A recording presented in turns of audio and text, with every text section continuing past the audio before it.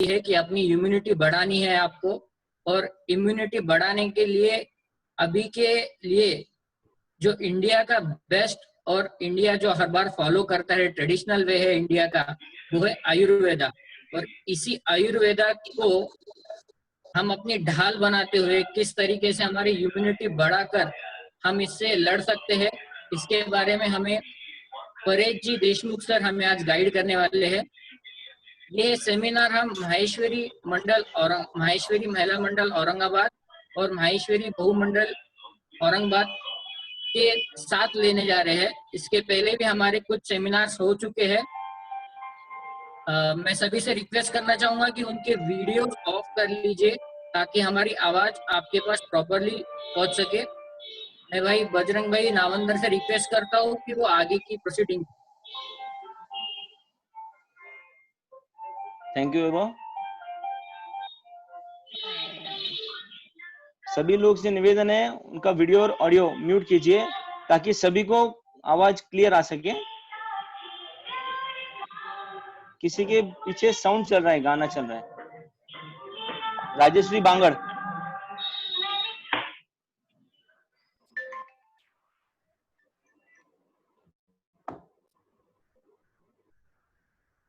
जय महेश, आवाज आ रही है? Yes, comfortable. जय महेश, जय श्री कृष्ण। आप सभी का इस क्वारंटाइन वेबिनार में मैं बजरंग नावंदर आप सभी का स्वागत करता हूं। यह वेबिनार जैसे कि वैभव ने बताया है, औरंगाबाद जिला माहेश्वरी युवा संगठन, औरंगाबाद महिला मंडल और औरंगाबाद बहु मंडल के साथ में लिया जा रहा है। यह हमारा 13वां मतलब 13वां वेबिनार है। इसके पहले हमने 12 वेबिनार लिए हैं जिसके अंदर शेयर मार्केट रिलेटेड और काफी मतलब इंडस्ट्रियलिस्ट, इंश्योरेंस, इन सब चीजों के बारे में हमने वेबिनार्स लिए हैं। इस वेबिनार्स के लिए हमारे युवा संगठन की तरफ से जो प्रोजेक्ट चेयरमैन थे वह सीए रमन लोया, सीए आनंद तोतला, अनुज जी सारडा और उत्सव जी भाई थी। और आज जो है महिला मंडल की तरफ से उषा जी, सॉरी माफी चाहता हूँ, छाया जी दूत, यह प्रोजेक्ट चेयरमैन है। एक 2 मिनट आप सबका टाइम लूंगा मैं। ये जो है औरंगाबाद महिला मंडल, यह हमेशा ही सक्रिय रहते हैं समाज कार्य के अंदर। जैसे कि अभी ये जो बीच में भी लॉकडाउन का सिचुएशन हुआ था, इसके अंदर महिला मंडल की तरफ से 150 किट बांटे गए थे राशन के, जिसके अंदर रेखा भाभी मालीवाल, शोभा भाभी पागला, इन सब ने काफी अच्छा योगदान दिया है। साथ ही मैं आप सबको ये कहना चाहूंगा कि हमारे बीच में आज रेखा भाभी राठी है, जिन्होंने स्वयं के खर्चे से 400 लोगों को एक पूरी बस्ती के अंदर किराना किट बांटा है। और काफी हमेशा ही युवा संगठन और हमें तन मन धन से सहयोग करते हैं। और माहेश्वरी बहुमंडल ने भी इस बार यह जो है त्रिमूर्ति चौक पे एड्स आश्रम के अंदर कुछ होम्योपैथिक की दवाएं देके उनको काफी अच्छा सहयोग किया है। अभी मैं रेखा भाभी मालीवाल जी को कहता हूँ कि डॉक्टर परेश जी देशमुख का इंट्रोडक्शन दे। जय श्री कृष्ण, शुभ संध्या। आ रहा है मेरा आवाज बजरंग भैया? हाँ भाभी आ रहे हैं। आज के प्रमुख वक्ता डॉक्टर परेश जी देशमुख तथा माहेश्वरी मंडल के अध्यक्ष श्री एस सोनी जी, श्रीयुक्त आदरणीय किशोरलाल जी दूत काका जी, उपस्थित सभी श्रोतागण, आप सबका शब्द सुमन से मैं रेखा मालीवाल स्वागत करती हूँ। सब कहते हैं कोरोना से नहीं डरना, पर कहीं ना कहीं आज हम हर शख्स डरा हुआ है। हम सभी अपनी इम्यूनिटी बढ़ाएंगे तो हमें डरने की आवश्यकता नहीं है। यही बात ध्यान में रखते हुए आज के अतिथि को हमने निमंत्रण दिया है। आज के नामवंत आयुर्वेद तज्ञ डॉक्टर परेश जी देशमुख, आपने नागपुर गवर्नमेंट कॉलेज से एमडी डिग्री प्राप्त की है। साथ ही योग शास्त्र और संस्कृति में आपने एमए किया है। पिछले 10 साल से आप विश्व चिन्मय आयुर्वेद और पंचकर्म क्लिनिक समर्थ नगर में सफलता से कार्यरत है। आयुर्वेद व्यासपीठ इस संस्था के आप अध्यक्ष हैं। अनेक इंटरनेशनल कॉन्फ्रेंस में भी आपका बहुत बड़ा सहयोग रहा है। विविध वृत्त पत्रिका में आपके आरोग्य विषयक लेख छपते हैं। आकाशवाणी एफएम पर आपके आरोग्य संदर्भ में आपका अपने 75 बार व्याख्यान दे चुके हैं। ऐसे अनुभवी प्रतिभावान डॉक्टर परेश जी देशमुख को मैं विनती करती हूँ कि आप अपना बहुमूल्य फोन आ जाए की कृपा करें। माहेश्वरी युवा संगठन के अध्यक्ष बजरंग जी दामोदर को बहुत बहुत धन्यवाद देती हूँ कि आपने इस प्रोजेक्ट में हमें सम्मिलित किया और पूरा ही सहयोग दिया। जय श्री कृष्ण।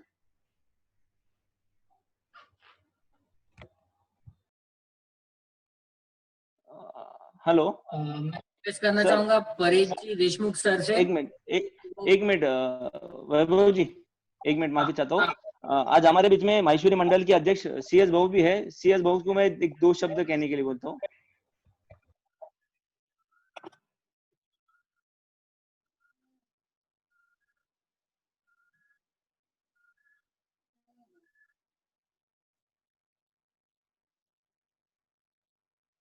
CS बहू, आपको आवाज आ रही है?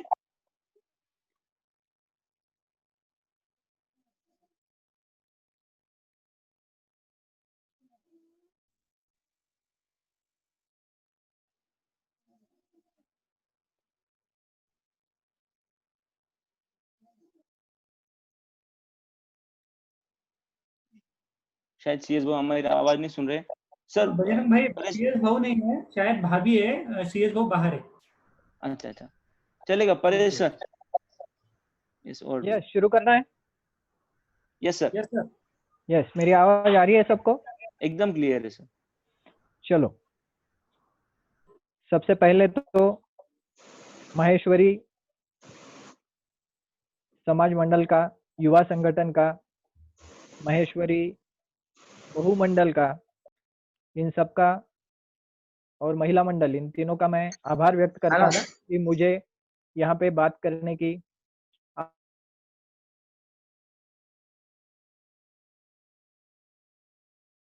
वार्तालाप करने के लिए। सबसे प्रथम भगवान महेश को, जो कि आयुर्वेद के भी आद्य देवता कहे जाते हैं, ऐसे भगवान शंकर को मैं नमन करता हूँ। और भगवान धन्वंतरी, जो कि आयुर्वेद के देवता माने जाते हैं, उन चरणों में मैं शत शत नमन करता हूँ। और इन सभी महानुभावों को, मेरे गुरुजनों को नमन,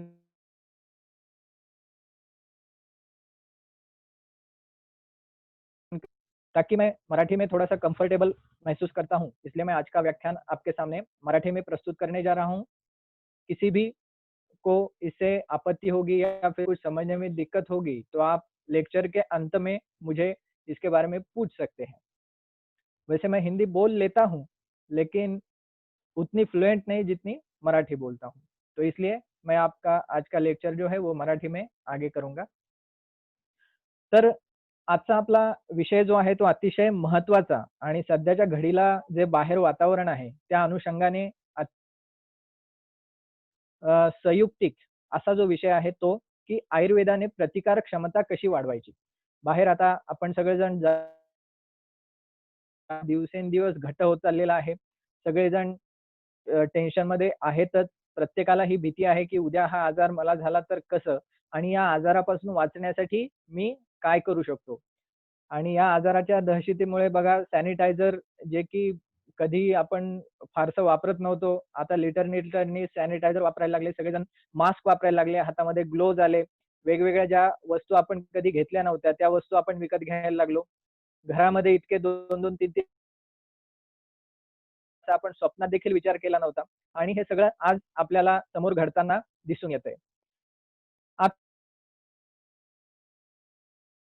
मुळात आज जगभर हा आजार पसरलेला आहे। अगदी WHO पासून सगळेजण याच्या आजारावर औषध शोधतायत, कोणी लस शोधतंय, पण या आजारासाठी तसं पाहता कुठलंही औषध उपलब्ध आजच्या तारखेपर्यंत नाहीये की हे XYZ औषध घेतलं म्हणजे कोरोना किंवा कोविड बरा होतो, हे आतापर्यंत यावर काहीही औषध आलेलं नाहीये। त्यामुळे खऱ्या अर्थाने सगळी ही जी भीती वाटती आहे, ही जे घाबरणं आहे, हे याच अनुषंगाने आहे की यावर औषध नाही। तसा औषध नसलेला हा पहिलाच आजार आलाय का? नाही. या आधी पण आजार आला होता. ज्यावेळी स्वाईन फ्लू आला होता, बऱ्याच जणांना आठवत असेल, आता रिसेंटची गोष्ट आहे. अजूनही अधूनमधून स्वाईन फ्लूचे केसेस सापडतात. पण एक 8-10 वर्षापूर्वी ज्यावेळी ती मोठी साथ आली होती, खास करून पुणे शहरामध्ये, तर त्यावेळी मी पुणे शहरामध्येच होतो योगायोगाने. आमचे आदरणीय गुरुवर्य जमदग्नी सर यांच्याकडे मी असिस्टंट डॉक्टर म्हणून त्यावेळेला काम करत होतो 10 वर्षापूर्वी, आणि त्यावेळेला ही स्वाईन फ्लूची साथ आली होती. आणि त्यावेळेला हे असंच वातावरण होतं, पण ते फक्त काही दिवसांसाठी होतं. एक 8 ते 15 दिवस हे असं वातावरण राहिलं होतं. सगळेजण मास्क घालणार, दूर राहणार, आपापल्या घरात राहणार, सगळ्या बाजारपेठा सामसूम, आणि त्याही वेळा त्या आजारावर तसं काही औषध नव्हतं. त्यानंतर इबोला आला, सार्स येऊन गेला, मार्स येऊन गेला, असे अनेक आजार वारंवार येत राहिले, आणि आता भविष्यात देखील असे अनेक आजार येत राहणार आहेत. आता कोरोना आलेला आहे, सगळ्यांना त्रास देतो आहे. काही दिवसांनी कोरोना जाईल, हा काही परमनंट इथे राहील असातला भाग नाहीये. पण पुढे जाऊन दुसरा कुठला तरी आजार परत येणारच आहे. मग दरवेळी नवीन आजार आला की त्याचे नवीन औषधं की नवीन लसी, आणि असं आपण कुठपर्यंत जाणार? आता आपल्याला जर माहिती असेल तर जे मोठे व्यक्ती आहेत त्यांना आठवत असेल की त्यांच्या लहानपणी हार्डली एक 4 ते 5 लसी असायच्या. पण आता जर लिस्ट पाहिली तर आताचे जे त्यांचे नातू वगैरे आहेत, तर त्यांना ते पानभर एक 15, 20, 30 लसी, याची लस, त्याची लस, त्याची लस, ते वाढतच चाललेलं आहे. आणि दिवसेंदिवस ते कमी होण्याऐवजी त्याच्यात ते ऍडच होत चाललेले आहेत की ही पण लस द्या, ती पण लस द्या, ती पण लस द्या. तर खरं पाहता की एक आजार येतो, मग त्या आजाराला काहीतरी औषध आपण शोधणार, लस शोधणार, आणि मग त्याची वाट बघत बसायची. असं आपण कुठपर्यंत करणार आहे? ठीक आहे, या कोरोनाला उद्या लस आली जरी, तरी पण भविष्यात काय? दुसरा आजार आला तर मग पुन्हा त्याची तीच कंडिशन. तर या सगळ्यावर जर खरं उत्तर काय असेल, तर आपली प्रतिकारक क्षमता वाढवणं, आपली प्रतिकारक क्षमता चांगली ठेवणं, हाच त्याच्यावरचा उपचार आहे. आणि मग हे कसं होणार आहे? हे एका रात्रीत जादूची कांडी फिरून होणार आहे का? की काहीतरी हे XYZ औषध घेतलं की माझी प्रतिकारक क्षमता खूप छान झाली पाहिजे, मला कुठलाच आजार झाला नाही पाहिजे, अशी जर आपली अपेक्षा असेल तर तसं मित्रांनो तसं होणार नाहीये. आपल्याला प्रतिकारक क्षमता वाढवण्यासाठी सातत्याने प्रयत्न करणं गरजेचं आहे. कंटिन्युअस एफर्ट्स ज्याला म्हणतो आपण, तर ते आपल्याला घेणं गरजेचं आहे. आणि जो आयुर्वेद आता बरेच जण वापरतात, पण जो मधली बराच काळपर्यंत जो अडगळीत पडलेला होता, त्याचे सगळे सिद्धांत खूप चांगले असून, आपल्या देशातले असून, आणि सगळं जग त्याच्याकडे आदराने बघतंय, आणि तरी आपल्याच घरात असूनही आपल्याला त्याची फारशी किंमत नाही आहे, असा तो आयुर्वेद अडगळीत पडलेला होता. त्या आयुर्वेदाचे पुन्हा एक नव्याने आपल्याला वापरण्याची गरज पडलेली आहे. आता तुम्हाला ऐकून आश्चर्य वाटेल की आमच्या आयुर्वेदामध्ये सद्वृत्त नावाचं त्यांनी एक प्रकरण सांगितलेलं आहे. त्या सद्वृत्त एक मोठा ग्रंथ आहे आयुर्वेदाचा. त्या ग्रंथामध्ये त्यांनी सांगितलेलं आहे की कुणाशी हात मिळवू नका, नमस्कार करा, नाकात बोटं घालू नका, हसताना, खोकताना, शिंकताना नाकावर हात ठेवा, दात दाखवून आपले दुसऱ्यांना हसू नका. अशा सगळ्या गोष्टी त्याच्यात सद्वृत्तामध्ये आणि मॅनर्स याच्यामध्ये या सगळ्या गोष्टी लिहिलेल्या आहेत. आणि आज जर आपण नीट वाचलं तर हा सगळा कोरोनाचा प्रोटोकॉल आहे की हात मिळवू नका, राम आणि नाकामधून तो सगळा व्हायरस पसरणार आहे. तर हे सगळे 2200 वर्षापूर्वी, 2200 वर्षापूर्वी त्या लोकांनी हे सगळे जे एटिकेट लिहून ठेवले, तो आजचे या आजाराचे, नवीन आजाराचे 2000 साल मधल्या आजाराचे प्रोटोकॉल आहे. तर इतका तिन्ही काळांचा विचार करणारे, फार काळाच्या पुढचा विचार करणारे सिद्धांत सगळे आयुर्वेदामध्ये आहेत. तर ते आपण लवकरात लवकर जाणून घेऊन त्याला आत्मसात केलं पाहिजे. आजकालची परिस्थिती अशी झाली आहे, आता त्याच्यात काही वेगळं नाहीये की जे पौष्टिक आहे, एखादी पौष्टिक खीर आहे, एखादा शिरा आहे, तर ते आपल्याला लवकर मार्केटमध्ये मी पौष्टिक जाऊन खातो म्हटलं तर मिळत नाही. पण वडापाव, समोसा, कचोरी, जे की सगळ्यांना माहिती आहे की आरोग्याला हानिकारक आहे, ते पावलावर तुम्हाला उपलब्ध आहे. चाट, मसाला, हे सगळं अवेलेबल आहे. चांगली गोष्ट शोधावी लागते, वाईट गोष्टी सहजच उपलब्ध आहे. त्याच पद्धतीने हे सगळे आयुर्वेदातले सिद्धांत पाळायला, शोधायला, करायला जरा आपल्याला वेळ द्यावा लागणार आहे. हे काही फार अवघड नाहीये. जरा प्रयत्न केला तर हे सगळं करण्यासारखं आहे. पण मुळातून आपण हे करणं आता ही काळाची गरज आहे. तर या आजाराच्या हिशेबाने आपल्याला ही संधी आलेली आहे की आपलं जे जुनं शास्त्र आहे, या शास्त्राला आपण परत एकदा जिवंत केलं पाहिजे.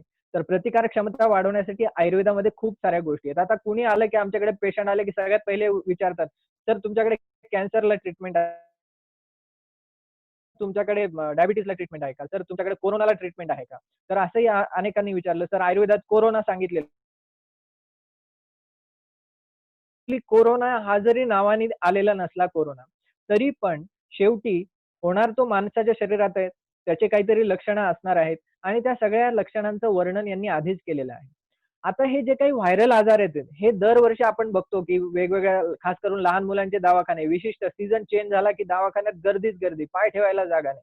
आणि याचा अनुभव आपण दरवेळी घेतो. प्रत्येकाला दरवेळी मोठे आजार होतात असं नाही, पण सर्दी, खोकला, ताप, खास करून लहान मुलांना, कारण त्यांची इम्युनिटी कमी असते म्हणून त्यांना ते वारंवार होतच असतात. तर आता हा इम्युनिटीशी संबंधित आजार आहे. हे जे सगळे व्हायरल आजार आहेत, हे नाकाच्या वाटे, तोंडाच्या वाटे आणि डोळ्याच्या वाटे.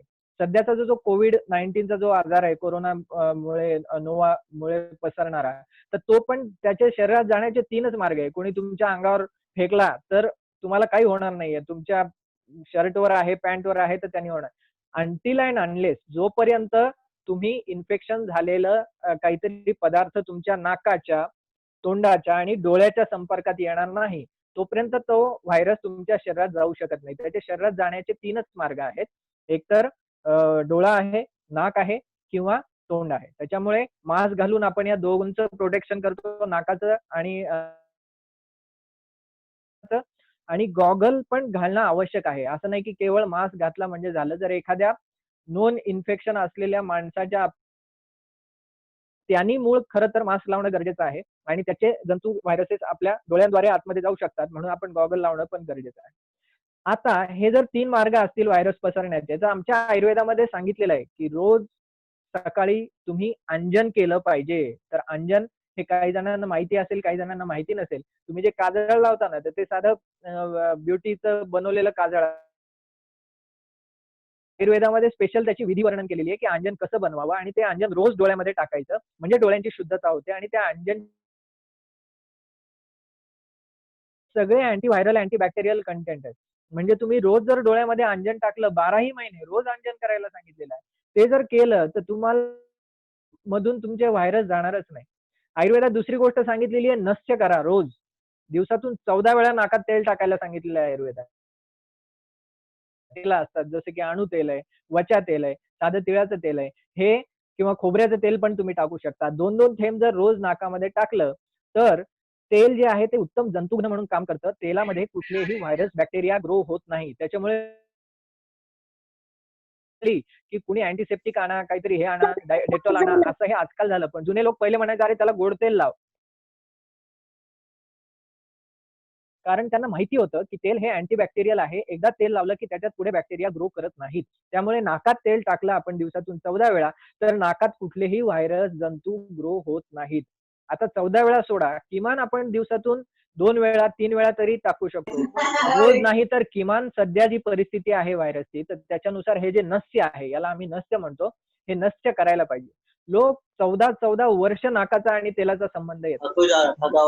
म्हणजे आयुर्वेदात दिवसातून 14 वेळा नाकात तेल टाकायला सांगितलेलं आहे आणि आपण 14-14 वर्ष, काही काही जणांचे तर 54-54 वर्ष एकदाही नाकात तेल घातलं नाही. ते मांडीवर असताना, आपला टाळू मागताना जे काही नाकात तेल घातलं असेल तेवढंच. त्याच्यानंतर कधीही आपण नाकात तेल घालत नाही. तर हे जर आयुर्वेदाचे मूळ सिद्धांत आपण पाळले, तर कोरोना नाही, कुठल्याही प्रकारचा व्हायरस आजार तुम्हाला होऊ शकत नाही.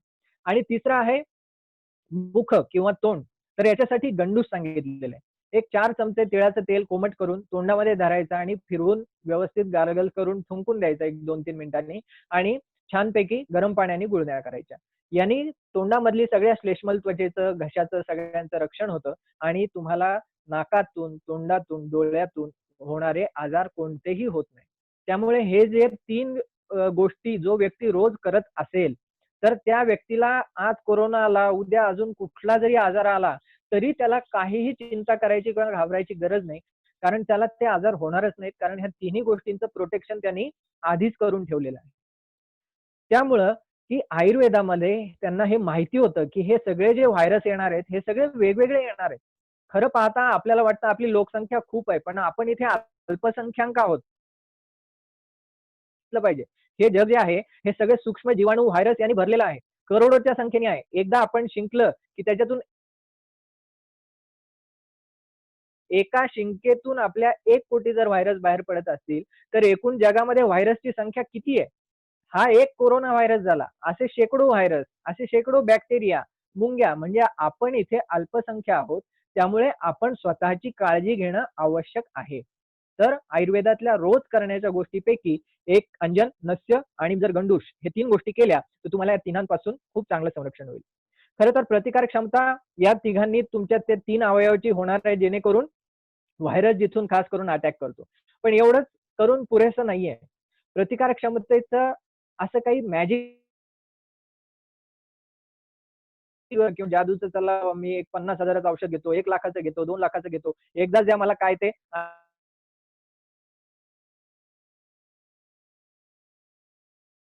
ऐकून ऐकून गुळगुळीत झाल्या असल्या गोष्टी, तरी पण योग्य आहार घेणं, योग्य झोप घेणं आणि नियमित व्यायाम करणं, या 3 गोष्टींशिवाय तुमची प्रतिकारक क्षमता चांगली राहू शकत नाही. हां, जोडीला औषधं नक्की देता येतील, ज्याने खूप चांगला फायदा होतो. पण तुम्ही म्हणाल, की मी काहीही खाईल, कसंही खाईल, कधीही झोपेल, कधीही उठेल, व्यायाम करेल, अशी काहीतरी गोळी द्या, की जेणेकरून माझी प्रतिकारक क्षमता चांगली राहिली पाहिजे. तर ही आपलं म्हणणं चुकीचं आहे. आपलं म्हणणं हे चुकीचं आहे. आपण स्वतः जरी 5 मिनिटं स्वतःशी विचार केला, की खरंच असं शक्य आहे का बाबा? अनेक मार्केटमध्ये तुम्हाला लोक मिळतील, जे की म्हणतील, "हां, काही खाऊ नका." आता मार्केटमध्ये सगळ्यात जास्त वजनाचं असं चालतं. न व्यायाम करता वजन कमी ये करा. तो कुछ कर असं ही म्हटलं, नहीं. की लोकांच्या त्याच्यावर उड्या ठीक पडतात, है ना, सुनो. की बाबा व्यायाम न करता वजन कमी होतंय. फक्त तर चेअरच नाही त्यामुळे मारू दे. व्या व्यायाम न करता वजन कसं कमी होईल? नाही असं तो शक्यच व्हिडिओच नाही आपण होणं. बंद पण करते ना. लोकांना असं काहीतरी सोपं सोपं पाहिजे असतं. त्यामुळे अशा गोष्टींकडे लोक अट्रॅक्ट होतात. प्लीज कुणाच तरी माईक सुरू आहे, तो बंद कराल? त्यामुळे एकदम शॉर्टकट तर असणार नाहीये. आपल्याला ह्या गोष्टी आता कोरोनाने शिकवलेलं आहे, की आपल्याला भविष्यात आता जरी आतापर्यंत तुम्ही काय केलं हे जरी ठीक आहे, काय चुका केल्या असतील, तुम्ही पाळलं असेल, नसेल पाळलं, पाळत असाल तर खूपच छान. पण इथून पुढच्या आयुष्यात मात्र तुम्हाला या सगळ्या गोष्टी पाळणं. त्यामुळं आपल्याला काय-काय महत्त्वाच्या गोष्टी आहेत, जेणेकरून आपली इम्युनिटी चांगली राहिली पाहिजे, तर ते आपण सगळं बघूया. इम्युनिटी चांगल्या राहण्यासाठी सगळ्यात महत्त्वाची गोष्ट आहे झोप. एक प्रसिद्ध रिसर्च आर्टिकल पब्लिश झालं होतं अमेरिकेत. त्यांनी सांगितलं, की तुमचे झोपेचे जर 15 मिनिटं कमी झाले, तर तुमच्या दुसऱ्या दिवशीच्या कामावर त्याचा 20% परिणाम पडतो. 15 मिनिटं झोप कमी झाली, तर दुसऱ्या दिवशीचं काम तुमचं 20% एफिशियन्सी तुमची कमी होते आणि सलग तुम्हाला कमी झोप मिळत राहिली, तर तुमची इम्युनिटी 50% घटते. त्यामुळे व्यवस्थित झोपणं, रात्री झोपणं हे खूप महत्त्वाचं आहे. आजकाल आपण झोपेचे जर पॅटर्न पाहिले आणि खास करून तरुण लोकांचे, तर ते Netflixमुळे आणि ते Hotstar आणि काय-काय Amazon त्याच्यावरचे वेब सीरीज हे जे सगळं चालू असतं, त्याच्याने सहजच रात्री 12, 1, 2 पर्यंत हे पोरं जागतात. परवा एक इंजिनिअरिंगचा मुलगा आला होता पोटाच्या तक्रारी घेऊन, पचन होत नाही वगैरे म्हणून. त्याला विचारलं असंच आम्ही प्रत्येकाची कुठल्याही आयुर्वेद वैद्याकडे गेलात, की तो तुम्हाला काय झालं आणि लगेच औषध लिहून दिलं, असं तो कधीही करणार नाही. तो तुम्हाला प्रत्येक वेळी विचारणार, तुम्ही काय खाता, काय पिता, किती वाजता जेवता, किती वाजता झोपता, तुमचं पोट साफ होतं का? कारण ह्या सगळ्या गोष्टी बघितल्याशिवाय आयुर्वेदाची ट्रीटमेंट पुढे जातच नाही. त्याला विचारलं, तर तो म्हटला, "सर होतात 2-3 रात्रीचे." आणि इतक्या सहजपणे सांगत होतात, की त्यात काय एवढं? म्हटलं, "अरे बापरे! रात्रीचे 2-3." तो म्हणे सकाळी 10, 10:30, 11 वाजता. आणि ते त्याला अतिशय कॉमन वाटलं, म्हणजे त्यात काही त्याला वावगं वाटलं नाही. मग त्याला समजावून सांगितलं, की "अरे बाबा, रात्र ही झोपण्यासाठी देवानी बनवलेली आहे. दिवस हा जागण्यासाठी बनवलेला आहे. त्याच्यामुळे रात्री झोपावं, दिवसा जागावं. किमान तरी झोपत जा." आता त्याला 8ला 9ला झोप असं सांगण्यात तर काही अर्थ नव्हता. पण किमान 12च्या आत, म्हणजे आजची डेट बदलायच्या आत, आज जर समजा तर 15 तारखेचं 15 तारखेला झोपत जा. 15 तारखेचं 16 तारखेला झोपून 16 तारखेच्या दुपारी उठवत नको जाऊ. असं त्याला किमान गोष्टी सांगितल्या, की आज रात्री 11 पर्यंत झोपणं, सकाळी 6-7 पर्यंत उठणं. एक 6 ते 8 तासाची झोप आपल्याला खूप आवश्यक असते. ती गाढ झोप, व्यवस्थित झोप आपल्याला आपण घेतली पाहिजे. दुसरा महत्त्वाचा गोष्ट असते त्याच्यामध्ये, की आपण बऱ्याच जणांना सवय असते दिवसा झोपायची. दिवसा झोपणं हे आयुर्वेदानुसार निषिद्ध सांगितलेलं आहे, की त्यांनी कफ आणि पित्त हे दोन्ही दोष वाढतात. त्यामुळे दिवसा शक्यतोवर झोपू नये. उन्हाळ्याचा एप्रिल मेचा महिना जर सोडला, तर बाकी कुठल्याही सीझनमध्ये तुम्ही दुपारी झोपता कामा नये. मग काही मंडळी अशी असतील की जे म्हणतील की आम्हाला दुपारी झोपल्याशिवाय जमतच नाही, आम्हाला खूप वर्षाची सवय आहे. तर त्यांच्यासाठी एक पळवाट अशी आहे की जी आराम खुर्ची असायची बघा. जुने लोक आराम खुर्चीवर झोपायचे, जर तुम्हाला आठवत असेल तर. ते एक अशी 45 अँगलनी ती आराम खुर्ची असायची आणि जेवण झालं की त्यावर ते पडून राहायचे आणि त्यावर आराम करायचे. तर तशा खुर्चीवर पडून तुम्ही झोपायचे. आराम खुर्ची नसेल तर खुर्चीवर बसून समोर टेबलवर असं डोकं ठेवून पण तुम्ही झोपू शकता. तसं करायचं नसेल तर असं बसल्या बसल्या तुम्ही थोडा वेळ पाय समोर करून झोपू शकता. आडवं पडून झोपू नका. जी डुलकी घ्यायची, जी वामकुक्षी तुम्हाला जे थोडा वेळ आराम करायचा आहे, आराम केला तर त्याने तुम्हाला कुठल्याही प्रकारचे त्रास होणार नाहीत. त्यामुळे दिवसा झोपायचं नाही. रात्री पुरेशी झोप घेणं खूप आवश्यक आहे. साठी आता इथे युवा संघटन पण आहे महेश्वरीचं, त्यांच्यासाठी मी खास करून सांगतो की खूप झोप महत्वाची आहे. न झोपल्याने खूप जास्त त्रास वाढायला लागलेले आहेत दिवसेंदिवस तरुण पिढीच्या मध्ये. खूप हार्मोनल चेंजेस पण त्याच्यामध्ये येत आहेत. त्यामुळे तुम्ही झोपणं खूप आवश्यक आहे. एक उदाहरण सांगू इच्छितो, जो संस्थापक आहे नेटफ्लिक्स हे सगळे वेब सिरीज वगैरे चालवणारं चॅनल आहे, त्याला विचारलं की तुमची स्पर्धा कुणाशी आहे? ते सध्या खूप जोरात चालणारं चॅनल आहे. त्यांना विचारलं कुणाशी तुमची कॉम्पिटिशन आहे? तर अपेक्षित उत्तर त्यांना असं होतं की हे हॉटस्टारचं नाव घेतील, हे Amazonचं नाव घेतील. त्या नेटफ्लिक्सच्या संस्थापकांनी म्हटलं, आमची स्पर्धा झोपेशी आहे. माणसं झोपतात 8-8, 7-7, 9-9 तास. तर ती वेळ जी आहे ती आम्हाला त्याच्याशी स्पर्धा आहे. लोकं झोपले नाही पाहिजेत आणि न झोपता त्यांनी आमची नेटफ्लिक्स बघितली पाहिजे. हे आमची कॉम्पिटिशन झोपेशी आहे. तर त्याच्यामुळे असं म्हणावंसं वाटतं की मित्रांनो, लवकर झोपत चला. रात्र वैर्याची आहे. असं उलटं म्हणायचं आधी की रात्र वैर्याची आहे, जागत राहा. पण आता असं म्हणावं लागतं की रात्र वैर्याची आहे, लवकर झोपा. त्याच्यामुळे इम्युनिटी वाढवायची असेल तर चांगली झोप घेणं खूप आवश्यक आहे आपल्याला. 6 ते 8 तास ॲडल्टनी झोप घेणं गरजेचं आहे. वृद्ध लोकांनी जास्त झोप घेतली तरी चालेल, दुपारी झोपलं तरी चालतील. 60च्या पुढचे लोक आणि एक साधारण 12 वर्षाच्या आतल्या लोकांना दिवसा झोपण्याने त्रास नाहीये. त्यांच्यासाठी ते इंडिकेटेड आहे. तुम्ही आजारी असाल तरी पण तुम्ही दुपारी झोपू शकता. पण जर तुम्ही स्वस्थ असाल आणि 12 वर्षाच्या वरचे आणि 60 वर्षाच्या आतले असाल, तर मात्र शक्यतोवर तुम्ही दिवसा झोपता कामा नये. त्यानंतर दुसरी महत्त्वाची गोष्ट ती म्हणजे व्यायाम. व्यायाम करणं खूप गरजेचं आहे. आयुर्वेदाने सांगितलेलं आहे, की जो नेहमी व्यायाम करतो, तर त्याला कुठलेच काहीच त्रास होत नाहीत. जो नेहमी व्यायाम करणारा व्यक्ती आहे, तर त्याच्यामध्ये एवढी जास्त इम्युनिटी आणि शक्ती असते, तर त्याला कुठलेच काहीच त्रास होत नाही. त्याच्यामुळे नित्य नेहमी व्यायाम करणं खूप गरजेचं असतं. आता व्यायाम कसा करू शकतो आपण? तर मग व्यायामाचे खूप प्रकार आहे. आपण चालू शकतो, पळू शकतो, पोहू शकतो, योगासनं करू शकतो. तर योगासनं पण वेगवेगळी करता येतील. प्राणायाम करू शकतो. योगासनं आणि प्राणायामांचा तर इतका चांगला इफेक्ट या कोरोनाच्या रुग्णांमध्ये आलेला आहे, की त्याचे लवकरच आता सगळे पेपर्स पब्लिश होतील. पण याचा रिकव्हरी रेट खूप चांगल्या पद्धतीने वाढतो योगासनं आणि प्राणायाम केल्याने. पण एक गोष्ट लक्षात घेतली पाहिजे. बरेच जण विचारतात, "सर मी कोणता व्यायाम करू? सर मी काय करू नेमका व्यायाम? मग मी सूर्यनमस्कार काढू का? मी जिमला जाऊ का? मी चालू का? मी धावू का? आणि मी प्राणायाम करू का?" असं सगळे येऊन विचारतात. तर तुम्ही काय करणार व्यायाम, याच्यापेक्षा तुम्ही नियमित करणार की नाही हे जास्त महत्वाचं असतं. त्यामुळे व्यायाम तुम्ही कोणता करता, यापेक्षा किती नियमित करता, याला खूप जास्त महत्व आहे. मग तुम्ही जिमला जा, तुम्ही चाला, तुम्ही धावा, तुम्ही सायकल चालवा, पण त्याच्यात नियमितता आहे का? अनेक जणांचं असं असतं की बस झालं, आता उद्या 1 तारीख आहे, 1 जानेवारी आहे किंवा उद्या गुढीपाडवा आहे किंवा उद्या आता हिवाळा सुरुवात होतोय, बस झालं, आता मी व्यायाम करणार उद्यापासून नियमित. आणि पहिले काय होतं तर शॉपिंग. पहिले गेले व्यायाम सुरू करायचं म्हटलं की व्यायामाचा आणि शॉपिंगचा काय संबंध आहे? काहीच संबंध नाही. पण पहिले जाऊन शॉपिंग करणार, शूज विकत घेणार आणि काय-काय स्पोर्ट्स शूज हे ते, नी कॅप, आणि मग व्यायाम किती दिवस करणार तर मोजून 4 दिवस. मग 5व्या दिवशी अंग दुखतंय म्हणून आपण घरी बसणार. त्यामुळे व्यायाम हा कधीही ग्रॅज्युअली हळू वाढवला पाहिजे. उत्साहाच्या भरात पहिल्याच दिवशी आपण 7 किलोमीटर चालतो, दुसऱ्या दिवशी कसंबसं रेटून नेतो, तिसऱ्या दिवशी मग पाय दुखायला लावतात, चौथ्या दिवशीपासून व्यायाम बंद होतो. कधीही व्यायाम करताना हा हळू शरीराला आपल्याला त्याची सवय करून घ्यायची. तो वाढवत नाही. आता सध्याची परिस्थिती बघता सगळ्यात साधा, सोपा, सरळ व्यायाम म्हणजे सूर्यनमस्कार आहे. त्याला जागा लागत नाही, त्याला बाहेर जावं लागत नाही, बाहेर पडायची गरज नाही आणि सगळी त्याच्यामध्ये वेगवेगळी 10 ते 12 प्रकारची आसनं असल्यामुळे सगळ्या शरीरात ये तो क्या ही कर दिया।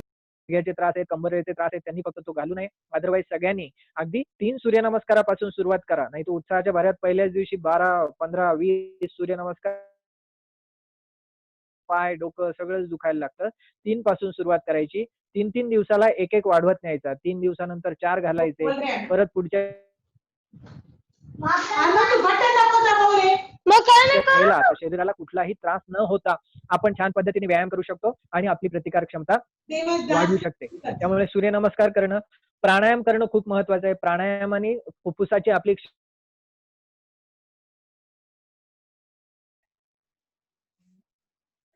त्यामुळे अनुलोम विलोम हा साधा जरी प्राणायाम आपण केला, डाव्या नाकपुडीतून श्वास आत घ्यायचा, नाकपुडीतून सोडायचा, उजव्या नाकपुडीतून घ्यायचा, डावीकडून सोडायचा. तुम्ही टीव्हीवर वगैरे अनेकदा बघत असाल. अतिशय साधा सोपा सरळ वाट खूप चांगली वाढते. दम्याचे पेशंट जे असतील त्यांना पण यांनी खूप चांगला फायदा होतो. जे नेहमी सर्दी खोकला होणारे रुग्ण आहेत त्यांना पण यांनी खूप चांगल्या प्रकारे फायदा होतो. फुफ्फुसाची क्षमता वाढते आणि आपल्याला माहिती आहे सध्या जो कोरोना आलेला आहे हे सगळं काय करतो, नाक, तोंड, डोळे याच्यातून जाऊन हळूहळू फुफ्फुसात जातो. फुफ्फुसामध्ये न्यूमोनिया होतो आणि न्यूमोनिया होऊन मग एक ऑर्गन कमी व्हायला लागून जे लोक ऍक्च्युअल मरतात ते अशा पद्धतीने मरतात. बऱ्याच जणांचा तो न्यूमोनिया रिकव्हर पण होतो. पण खास करून फुफ्फुसाची ज्यांची क्षमता चांगली आहे, ऑक्सिजन कॅरी आहे, एका संशोधनामध्ये असं आढळलेलं आहे की आपल्या फुफ्फुसांची जेवढी क्षमता आहे ऑक्सिजन साठवण्याची, त्या क्षमतेच्या फक्त 60% क्षमता प्रत्येक जण वापरतात. 40% क्षमता वापरली जात नाही. जे प्राणायाम करणारे लोक आहेत त्यांचीच फक्त ही 100% क्षमता वापरली जाते आणि जे लोक नियमित प्राणायाम करतात त्यांना कॅन्सर होण्याचं प्रमाण हे 60 पटीने कमी असतं. म्हणजे एका प्राणायाम जेवढी शक्यता आहे, तर प्राणायाम करणाऱ्या माणसाला त्याच्या 60 पट शक्यता अशी आहे की त्याला कॅन्सर होणार नाही. त्यामुळे नियमित प्राणायाम, अनुलोम विलोम प्राणायाम असेल, त्याच्यानंतर नुसता दीर्घ श्वसनाचा व्यायाम असेल, लांब श्वास घेतला, सोडला, ओंकार जप असेल, लांब श्वास घेऊन ओम म्हणणं, तर तो पण आपल्याला या कामी खूप उपयोगी येणार आहे. कपालभाती सारखा जो कुंभकाचा प्रकार आहे, तो पण या ठिकाणी खूप चांगला उपयोगी आहे. फक्त एवढंच आहे, हळूवार सुरुवात करा. कमी पासून सुरुवात करा. उत्साहाच्या भरात एकदम खूप जास्त करू नका. त्याने तुम्हाला अपाय होण्याची शक्यता आहे. तर त्यामुळे व्यायाम करताना नियमितता आणि हळूहळू वाढवणं या 2 गोष्टी याच्यासाठी खूप महत्वाच्या आहेत. तिसरं महत्वाची गोष्ट आहे आहार आणि त्याच्यावरची औषधं. यावर आपण थोडंसं नंतर बोलूया. आधी एक दुसरा मुद्दा मला सांगायचा आहे तो म्हणजे टेन्शन, स्ट्रेस. की आजकाल म्हणजे एवढं स्ट्रेस असतो प्रत्येकाला, कोणी रस्त्याने शिंकला तरी सगळेजण असे बघतात त्याच्याकडे की अरे बापरे हा शिंकला म्हणून. तर त्यामुळे अनेक जण भीती एवढी आहे की ते आणलेले भाजीपाला त्याच्यावर सॅनिटायझर मारतायत, काही जण ते साबणाच्या पाण्यात धुवून घेत आहेत. तर हे पॅनिक होता कामा नये, असं घाबरता कामा नये. आपण हा आजार नेमका काय आहे, कसा आहे हे व्यवस्थित समजून घेतलं पाहिजे, थोडीशी काळजी घेतली पाहिजे आणि ती काळजी घेऊन आपण निवांत निश्चिंत राहिलं पाहिजे. सारखा आपण जर त्याचाच विचार करत बसलो की अरे बापरे मग मला होईल का, मग मला झालं तर कसं, आणि थोडी शिंक जरी असली तरी कोरोना झाला असेल का, खोकला जरी आला थोडासा तर अरे बापरे कोरोना झाला असेल का, थोडं ताप आला तरी अरे मला झाला की काय. तर असं जे आपलं मनाचे चलबिचल असतं तर ते आपण कुठेतरी थांबवलं पाहिजे. तो विचार करणं आपण बंद केलं पाहिजे. थोडासा पॉझिटिव्ह विचार केला पाहिजे. आणि या आजाराचं महत्वाची गोष्ट अशी आहे की 97% लोक व्यवस्थित बरे होत आहेत. 97% लोक व्यवस्थित बरे होत आहेत. 3%च लोक असे आहेत की ज्यांना काही कॉम्प्लिकेशन्स आहेत आधीचे आणि अशाच लोकांचा फक्त मृत्यू होतो आहे. तर त्यामुळे खास करून वृद्ध जे आहेत, ज्यांना डायबिटीस आहे, हार्ट डिसीज आहे, यांनी थोडंसं स्वतःला अधिक जपलं पाहिजे. पण बाकीच्या लोकांनी मात्र खूप जास्त त्याचा बाऊ केला पाहिजे. याचा अर्थ काळजी नाही घ्यावी असं अजिबात नाहीये, पण त्याची दहशत असता कामा नये. परवा एक पेशंट आले माझ्याकडे, एक आजोबा, आणि आल्यावर रडायलाच लागले. म्हणलं अरे काय झालं काका, तुम्हाला काय रडताय, काय काय त्रास आहे का? नाही म्हणे आमचं सापडला म्हणे आता. म्हणलं काय सापडला? म्हणे आमच्या बाजूच्याच बिल्डिंग मध्ये पेशंट सापडला. तर म्हणलं मग तुम्ही का रडताय? तर नाही म्हणे आता ते बाजूची बिल्डिंग सील झाली, आता तिथपर्यंत आला म्हणे, अगदी दारात येऊन बसलाय म्हणे कोरोना, आता कसं होईल म्हणे. अहो म्हणलं तुम्हाला थोडी झालाय, टेन्शन घेऊ नका तुम्ही. आणि तुम्ही झाला जरी यदा कदाचित तर असं आपल्या रडल्याने काय जाणार आहे का तो? तर त्यामुळे एक दहशत जी आहे कोरोनाची ना, ती तुम्ही मुळातून काढून टाका. एक आजार झालेला आहे, तो आजार जसं आपण सहज सांगतो माझ्या आईला डायबिटीस आहे, माझ्या वडिलांना बीपी आहे, मला ऍसिडिटी आहे, तितक्या सहजतेने आपण सांगितलं गेलं पाहिजे की कोरोना. नाहीतर आजकाल कसं आहे, एखादा पॉझिटिव्ह आला, अरे पता चला की तुमको, नाही अरे वो नहीं क्या, वो उसके बाजू का, वो उसको वो तीन आहे बोले फॅमिली. अरे असं का बोलताय तुम्ही, आहे की नाही? त्याला काहीतरी असं करून आपण त्या आजाराचं महत्व खूप जास्त वाढवून टाकतोय. त्याची दहशत आपण स्वतः निर्माण करतोय. बातम्यावर, टीव्हीवर कधी पाहिलं तर एवढे मेले, तेवढे मेले, किती बरे झाले हे अगदी बारीक कोपऱ्यात दाखवतात. त्यामुळे कृपा करून घाबरून जाऊ नका. योग्य ती काळजी घ्या. ज्या व्यक्तीला झाला असेल आजार, त्याच्याकडे असं तो खूप दोषी असं बघायची गरज नाहीये. आणि हा बदल तुम्हाला, मला, या समाजालाच करावा लागणार आहे. आपण जोपर्यंत कोरोनाला एक काहीतरी एखाद्या कोरोना झालेल्या व्यक्तीला असं बघत राहणार आहे, अरे तो आला बघ बघ, ॲम्ब्युलन्स आली, त्याला घेऊन चालले बघ बघ. तर असं जे बरेच लोक आम्ही बघतो आता, आमचे मित्र कोरोना वार्डात काम करतात, ते त्या ज्याला पॉझिटिव्ह रिपोर्ट आला त्याला घ्यायला गेले, ते लोक ओरडतात, मला नेऊ नका, मला नेऊ नका. अरे तुला नेऊ नको म्हणजे साधी गोष्ट आहे. तुम्हाला एक आजार आहे आणि का न्यायचंय? कारण तो तुमच्यापासून दुसऱ्यांना पसरू शकतो म्हणून. डायबिटीस वाल्याला का नेत नाहीत उचलून? कारण डायबिटीस दुसऱ्याला पसरत नाही म्हणून. एवढं सिंपल गोष्ट आहे. आणि त्यांनी सगळं अंगात ते घातलेलं असतं कारण त्यांना तो होऊ नये म्हणून. त्यामुळे पण ते सीन सगळा असा होऊन जातो, की तो सगळा पीपीई किट घातलेला माणूस, त्याच्यासोबत पोलीस, आणि तो नेणारा म्हणतोय नको नको, बाकी लोक बिल्डिंग मधून बघतायत. तर हे आपण बंद केलं पाहिजे. सहजतेने एखाद्याला झालाय कोरोना तर हे ऍक्सेप्ट केलं पाहिजे, त्याला शुभेच्छा दिल्या पाहिजे. असं एखाद्याने सांगितलं की आमच्या भावाचा किंवा आमच्या काकाचा रिपोर्ट पॉझिटिव्ह आला, अरे बापरे, आता कसं, बापरे कसं काय झालं, असं बापरे बापरे वगैरे म्हणून आपल्याला त्याच्या आजारावरचं सोल्युशन मिळणार नाहीये. आपली प्रतिकार क्षमता वाढवायला आपण प्रयत्न केले पाहिजेत आणि त्याला आश्वासन दिलं पाहिजे, ओके झालंय ना, काही काळजी करू नको, लवकर बरा होशील, लवकर येशील. कोरोना झाला म्हणजे त्यातले 97% पेशंट हे 8 ते 10 दिवसामध्ये परत घरी येणार बरे होऊन, हाच त्याचा अर्थ आहे. आपण त्या 3%मध्येच विचार करत बसतो. त्यामुळे सगळं टेन्शन आपल्याला येतं. त्यामुळे कोरोना होऊ नये म्हणून पुरेपूर काळजी नक्की घ्यावी. पण त्याचाच सारखा विचार करत बसणं जसं चूक आहे, तशाच पद्धतीने त्याचा खूप मोठा बाऊ करणं, त्याची दहशत बसवून घेणं, हे पण चूक आहे. काळजी मात्र आपण नक्की 100% घेतली पाहिजे. आपल्याला ज्यांना टेन्शन जास्त येत असेल त्यांनी क्लासिकल संगीत, शास्त्रीय संगीत ऐकणं किंवा मनासारखं संगीत ऐकणं, एखादा छंद जोपासणं, ह्या सगळ्या गोष्टी खूप महत्त्वाच्या आहेत. बऱ्याच जणांना शांत झोप लागत नाही. तर मग ते टेन्शन कमी व्हावं, झोप चांगली लागावी म्हणून ब्राह्मी, शंखपुष्पी, जटामांसी याच्यासारख्या औषधांचे तुम्ही ज्युसेस करून घेतले, स्वरस काढून घेतले, तर त्याचा खूप चांगला फायदा होतो. साधं तळपायाला तेल लावलं, डोक्याला तेलाचा अभ्यंग केला किंवा डोक्यावर तेलाची धार धरणं, हा पण अतिशय छान उपयोग आहे. आम्ही शिरोधारा म्हणतो याला. खरं तर हे दवाखान्यातून करायचा विधी आहे, पण आता सध्या पंचकर्म वगैरे सगळे वैद्य मंडळी करत नाहीये त्या कोरोनामुळे. तर घरच्या घरी ज्याला अगदीच खूप टेन्शन येतं किंवा खूपच झोप येत नाही, त्यांनी एक परात घ्यावी, 1 लिटरभर तेल कोमट करून, चटका बसला नाही पाहिजे त्याचा, हलकं कोमट आधी बोट घालून बघावं आणि हळूवारपणे परातीमध्ये डोकं ठेवून या इथे मध्यभागावर तेलाची धार जर सोडली, तर त्या पेशंटला खूप छान फायदा होतो. त्यांनी stress, tension, anxiety, blood pressure हे सगळं कमी व्हायला खूप चांगली मदत होते. त्यानंतर महत्त्वाचा भाग आहे तो म्हणजे आहाराचा भाग, की आहार खूप महत्त्वाचा आहे आपला, की आपलं आहारातून आज आपलं सगळं शरीर घडलेलं असतं. सगळ्या आहारातून आपलं शरीर व्यवस्थित घडलेलं असतं. त्यामुळे आपला आहार प्रॉपर असणं हे खूप आवश्यक असतं. याच्यात महत्त्वाचा भाग आहे आहार पचवणं. डॉक्टर सगळेजण विचारतात, "डॉक्टर मी काय खाऊ? मग मी मनुका खाऊ का? मी बदाम खाऊ का? काजू, किसमिस, अक्रोड खाऊ का? भाकरी खाऊ का? पोळी खाऊ का? मुगाचं वरण खाऊ की तुरीचं वरण खाऊ?" तर इथे आपण काय खातो, पुन्हा एकदा तेच आहे. त्यापेक्षा किती पचवतो, आपली पचनशक्ती कशी आहे, याच्यावर सगळ्या गोष्टी आणि पुढची इम्युनिटी आपल्याला अवलंबून असते. आपलं जर पचन चांगलं असेल, तर आपली प्रतिकारक क्षमता चांगली असणार आहे. आणि आपलं पचन खराब असेल, तर तुम्ही कितीही महागडे टॉनिक घ्या, औषधं घ्या, आपली प्रतिकारक क्षमता ही नाजूक असणार आहे. त्यामुळे पचन चांगलं असणं हे खूप खूप खूप जास्त आवश्यक आहे. याचं साधं उदाहरण तुम्हाला देतो. एक माणूस असतो जो अतिशय श्रीमंत, कारमध्ये बसणारा, ऑफिसमध्ये जाणारा, एसी ऑफिसमध्ये बसणारा, ऑफिसर लेव्हलचा किंवा मोठा व्यापारी असे असतात. आणि ते लोकांना साधं एक पोळी कमी खाल्ली, एक पोळी जास्त खाल्ली की पोट दुखतं, पोटाला त्रास होतो, लूज मोशन होतात, पोटच फुगतं, ढेकरात येतात, ॲसिडिटीच होते, कसतरीच होतं, जळजळच होतं. हे असे सगळे कंप्लेंट असतात. आणि एक जण असतो जो रस्त्याच्या कडेला हमाल असतो, काम करत असतो, दगडं फोडायचं काम करत असतो. दिवसभर फोडतो आणि त्याला जे मिळालं ते शिळी, पाती, भाकर, चटणी ते सगळं खात असतो. आणि आजारी पडण्याचं प्रमाण जर पाहिलं तर हा जो एसीत बसणारा, कारमध्ये फिरणारा माणूस जास्त आजारी पडतो. आणि जो रस्त्याच्या बाजूला हमाल आहे, काम आहे, हे काही मी माझ्या मनाचं सांगत नाही. तुम्ही स्वतःच बघू शकता हे उदाहरण. त्याला काहीही होत नाही.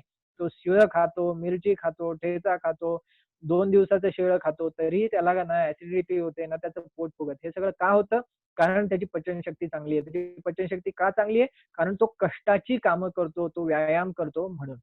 त्यामुळं आपण किती खातो हा खूप महत्वाचा भाग आहे. आपण तेवढंच खाल्लं पाहिजे जेवढं आपण पचवू शकतो. त्यामुळे आपण किती मेहनत करतो, आपले शारीरिक श्रम किती आहेत, त्यानुसार आपला आहार असणं खूप गरजेचं आहे.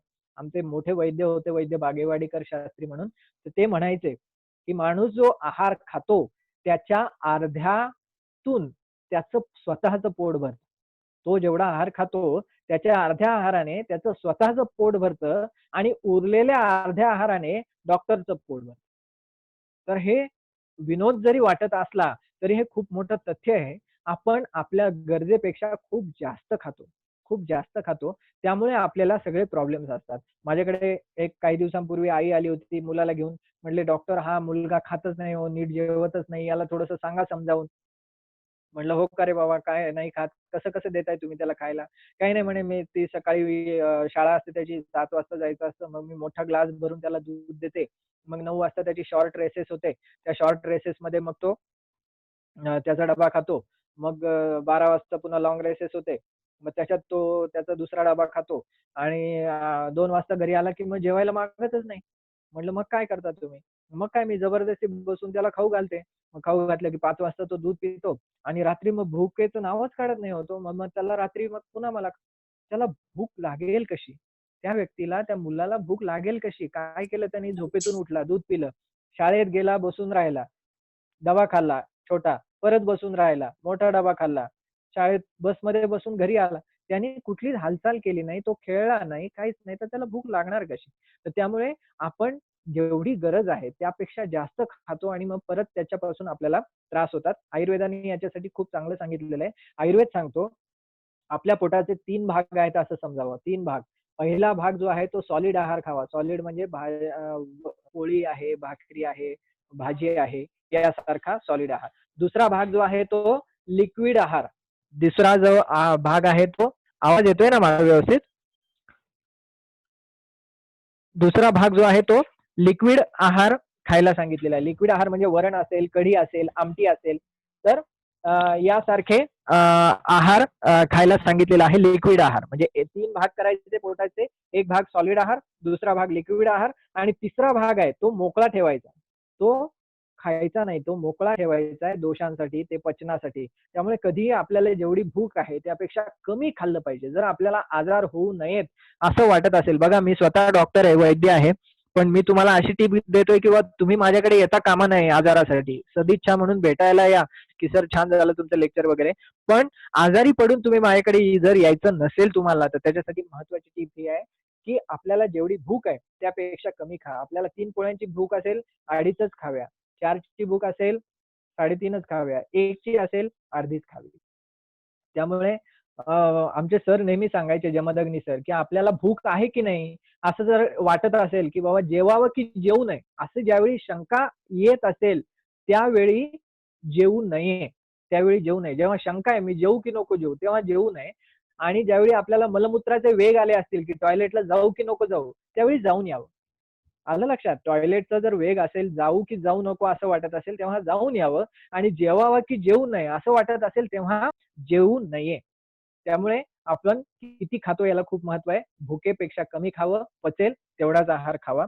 त्यानंतर जेवतानाची आपली मानसिक स्थिती हा खूप एक महत्वाचा विषय, की आपण जेवताना आपली मानसिक स्थिती कशी असते. खूप जण एकीकडे जेवतात, "हाँ, हाँ, वो माल भेजा क्या? लाया क्या? उसका बिल दो, उसका चेक बाउंस हो गया, ये हो गया, वो हो गया." इकडून दुसरा फोन, इकडून तिसरा फोन. आपल्या घरामध्ये सगळं काही ते नवीन नाहीये. एखाद्याची साईट चालू आहे, एखाद्याचा बिझनेस चालू आहे, एखाद्याचे पेशंट चालू, एखाद्याचे वकिलाचे, लॉयरचे सगळे चालू. सगळं काही जर ते पोटासाठी करतोय आपण आणि त्या जेवायला जर वेळ नाही आपल्याला, तर मग आपण का का हे सगळं करतोय? कशासाठी करतोय ना? आपल्या आयुर्वेदामध्ये आमच्या सांगितलेलं आहे, उदरभरण हे जाणीजे यज्ञकर्म असं आपण म्हणतो. वदनी कवळ घेता नामग्या श्री. उदरभरण, पोटात अन्न टाकणं हे यज्ञकर्म आहे. आपण यज्ञ कसा करतो? असाच हाफचड्डीवर बसून बरमुडा चला यज्ञ करायचा असंच करतो का? नाही. त्याची सगळी सामग्री गोळा करतो, सकाळी उठतो, अंघोळ करतो, सोवळ्यात होतो आणि मग ते सगळ्यांना सांगतो, यज्ञ आहे आमच्याकडे, यज्ञ आहे, इथे सोवळ्याचं पाणी भरून ठेवतोय.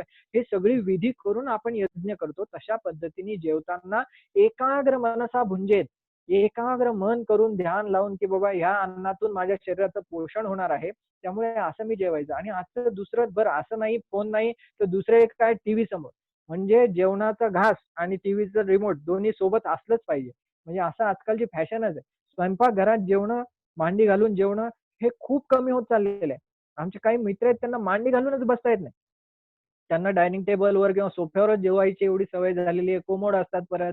त्याच्यामुळे गुडघे हे वाकतच नाहीत. त्याच्यामुळे आजकाल 38 वर्ष, 35 वर्षाचे असे कित्येक मुलं आहेत की ज्यांना खुर्चीशिवाय खाली बसता येत नाही. मग एखाद्या ठिकाणी खालची पंगत असेल किंवा खाली बसायचा प्रसंग आला, अरे बापरे! मग त्यांचे ते बघवत नाही ते गुडघे वर करून असं काय वाकडं-तिकडे ते बसतात. तर त्यामुळे ही गोष्ट आपण नीट लक्षात घेतली पाहिजे, की आपण अ, किती खातो आणि खातानाची मानसिक स्थिती काय. त्या टीव्हीवर आपण बघत असतो आणि त्यात सगळं आपण इन्व्हॉल्व होत असतो, की काय काय चालू असतं त्या सीरियलमध्ये, त्या पिक्चरमध्ये, हिंसा बघत असतो, मारधाड बघत असतो, कटकारस्थानं बघत असतो आणि त्या सगळ्यांचा परिणाम आपल्या जेवणावर होत असतो. आणि मग ती आपल्याला तो ब्रेक होईपर्यंत कळत पण नाही, की आपली भाजी संपली आहे का, वरण संपलंय का, पोळी संपली, आणि मग ते नंतर ताटात बघायचं, की अरे माझ्याकडे तर काहीच नाहीये.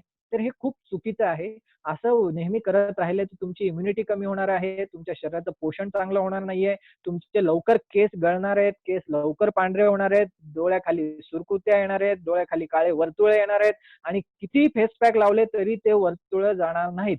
हे सगळं आता किती किती जणांना हे होत आहे. स्वतःच्या स्वतःला प्रश्न विचारा, किती जणांचे केस गळतायत, किती जणांचे केस पांढरे होत आहेत, किती जणांच्या डोळ्याखाली वर्तुळे आहेत. हा कॉमन प्रॉब्लेम आहे सगळ्यांचा आणि याच्या मुलाशी आपण प्रॉपर पद्धतीने न घेतलेला. आमचा बराचसा महिला वर्ग इथे उपस्थित आहेत, सगळ्या माता भगिनी, आमच्या भाभी मंडळी सगळ्या आहेत. तर त्यांचं काय असतं, की घरचे सगळे जेवतील तेव्हा मी जेवेल, हा एक खूप महत्वाचा इश्यू असतो. त्यामुळे असं करता कामा नये. घरचे लोक बाहेर असतात, त्यांनी पण त्यांच्या जेवायच्या वेळा पाळल्या पाहिजे. ते जर नसते पाळतील तर कमीत कमी आपण तरी आपल्या जेवायच्या वेळा पाळल्या पाहिजे. ते नाही नाही, मग ते कसं वाटेल, है ना? मग ते कसं वाटेल, की बाबा ते जेवायचे राहिले आणि मी जेवून घ्यायचं. तर आता काळानुसार ह्या सगळ्या गोष्टी आपण बदलल्या पाहिजे. आपलं आरोग्य चांगलं राहिलं तर आपण आपल्या परिवाराचं आरोग्य सांभाळू शकणार आहे. त्याच्यामुळे सगळ्या माता भगिनी, भावी मंडळींना माझी विनंती आहे, त्यांनी नक्की आपल्या जेवायच्या वेळा पाळा. त्या जेवायच्या वेळा न पाळल्याने नंतर मग एकदा वेळ हातातून निघून गेल्यावर मग खूप त्रास मागे लागतात आणि मग नंतर त्यावेळेला मात्र आपल्याला औषध उपचार, पंचकर्म सगळे उपचार करत बसावे लागतात. त्यामुळे आपल्या जेवणाच्या वेळा पाळणं खूप गरजेचं आहे. खाण्यामध्ये आपण हाय प्रोटीन डाएट वगैरे, ज्यांचं पचनशक्ती चांगली आहे, तर त्यांनी हाय प्रोटीन डाएट थोडासा घेतला पाहिजे. प्रोटीनचं प्रमाण असलं पाहिजे. त्यासाठी मशरूम जे असतात तर ते बऱ्यापैकी पौष्टिक सांगितलेले आहेत आणि त्या मशरूमचे वेगवेगळे पदार्थ करून पण तुम्ही खाऊ शकता.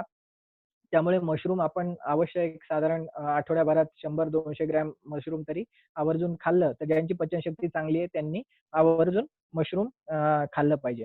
दुसरा एक महत्त्वाचा भाग आहे सकाळचा ब्रेकफास्ट आपण करतो किंवा सकाळी नाश्ता. तर हे करताना नीट लक्षात घेतलं पाहिजे, की आपल्याला भूक असते का सकाळी? बरेच जण असतील जे कामावर जातात, तर कामावर जाण्याच्या आधी खाऊन जातात, नाश्ता करून जातात. तर त्या लोकांनी सकाळी नाश्ता केला पाहिजे, ज्यांचं रात्रीचं जेवण लवकर होतं. जे रात्री 8 वाजता, 9 वाजता जास्तीत जास्त जेवतात, त्यांनी सकाळी 8-9 वाजता नाश्ता केला तर चालणार आहे. पण जे लोक रात्री 10ला, 11, 11:30ला जेवतात, त्या लोकांनी सकाळी नाश्ता करू नये. कारण त्यांचं रात्रीचंच जेवण पचलेलं नसतं. त्याच्यामुळे त्यांनी सकाळी नाश्ता केला तर त्यांचं पोटाची वाट लागून जाते दिवसभरासाठी. तर त्यामुळे कृपा करून हे लक्षात घ्या, की आपण किती वाजता जेवतोय, रात्रीचं जेवण पचलेलं आहे की नाही. बरं, या अनुषंगाने अजून एक ते दीक्षित, दिवेकर हे चालू होतात, की किती वाजता जेवावं. त्या दिवेकर म्हणतात दर 2 तासाला खावं. दीक्षित म्हणतो 2च वेळा जेवावं. तर आयुर्वेदानुसार 2च वेळा जेवायला सांगितलेलं आहे. प्रातः आशन आणि सायम आशन असे शब्द आहेत. शब्द नीट लक्षात घ्या सगळ्यांनी. प्रातः आशन सकाळचं जेवण, सायम आशन संध्याकाळचं जेवण, दुपारचं जेवण, रात्रीचं जेवण असं नाही म्हटलेलं त्यांनी. प्रातः आशन सकाळचं जेवण आणि संध्याकाळचं जेवण. म्हणजे सकाळी 10 ते 11, 11:30च्या दरम्यान आपण जेवलं पाहिजे आणि संध्याकाळी 5, 6, 7 दिवे लागण्याची जैन समाज चे जे लोक आहेत ते याबाबतीत खरं आदर्श आहेत. ते दिवे लागणीच्या आधी जेवतात. आणि आपण निसर्गाचं अनुकरण केलं तर थोडक्यात आपल्याला लक्षात येईल, पक्षी कधी रात्री दाना करायला गेलाय असं होत नाही. रात्रीच्या वेळेला तुम्ही किती दाणे पसरून द्या किलोभर, एक पक्षी येणार नाही, तो दुसऱ्या दिवशी सकाळीच येणार ते खायला. म्हणजे सूर्यास्त झाल्यावर कोणतेही प्राणी शक्यतोवर काही खात नाहीत. तर त्यामुळे ह्या पक्ष्यांकडून आपण हे शिकलं पाहिजे की सकाळी जेवावं आणि शक्यतोवर सूर्यास्त. ज्यांना शक्य नाही आपल्या कामामुळे त्यांनी जास्तीत जास्त 8-9 पर्यंत जेवलं पाहिजे आणि तसं केल्यावर दुसऱ्या दिवशी सकाळीच नाश्ता करता कामा नये. त्यामुळे अशा पद्धतीने आपला जर आहार आपण ठेवला तर याचा खूप चांगला परिणाम होतो. आपली मानसिक स्थिती पण चांगली ठेवली पाहिजे. टीव्ही बघत बघत कधीही जेवू नये. शांत मनाने जेवावं. याच्यावर एक छोटंसं संशोधन केलेलं होतं, ते तेवढं सांगतो तुम्हाला की मानसिक स्थितीचा कसा परिणाम होतो आहाराचा. एकदा कोलेस्ट्रॉल वाढवणारं औषध दिलेलं होतं. एका सशावर हा प्रयोग होता की या सगळ्या सशांना कोलेस्ट्रॉल वाढवणारा आहार, म्हणजे जनरली आपण ज्याने म्हणतो कोलेस्ट्रॉल वाढतं, तर जसं तेलकट आहेत, तुपकट आहेत, असा आहार त्या सशांना दिला. 3 पिंजऱ्यामधले ससे होते आणि त्या सशांना तो आहार द्यायचा होता आणि परिणाम हा बघायचा होता की याच्याने किती यांचं कोलेस्ट्रॉल वाढतं, असं त्यांचं संशोधन होतं. तर काही दिवसांनी त्यांच्या असं लक्षात आलं की एकावर एक ते 3 पिंजरे होते, तर त्यातल्या खालच्या पिंजऱ्यातल्या सशांचं कोलेस्ट्रॉल जास्त वाढलं नाही. वरच्या 2 पिंजऱ्यांच्या याचं कोलेस्ट्रॉल जास्त वाढलं. मग आहार तर तिन्ही पिंजऱ्यातल्या सशांना सारखाच होता. त्यांचं कोलेस्ट्रॉल वाढलं नाही, दुसऱ्या 2च्या ह्याच्यातलं कोलेस्ट्रॉल का वाढलं? असा त्यांना प्रश्न पडला. मग त्या शास्त्रज्ञांनी पद्धत पाहिली की हे कसं खाऊ घालतात. तर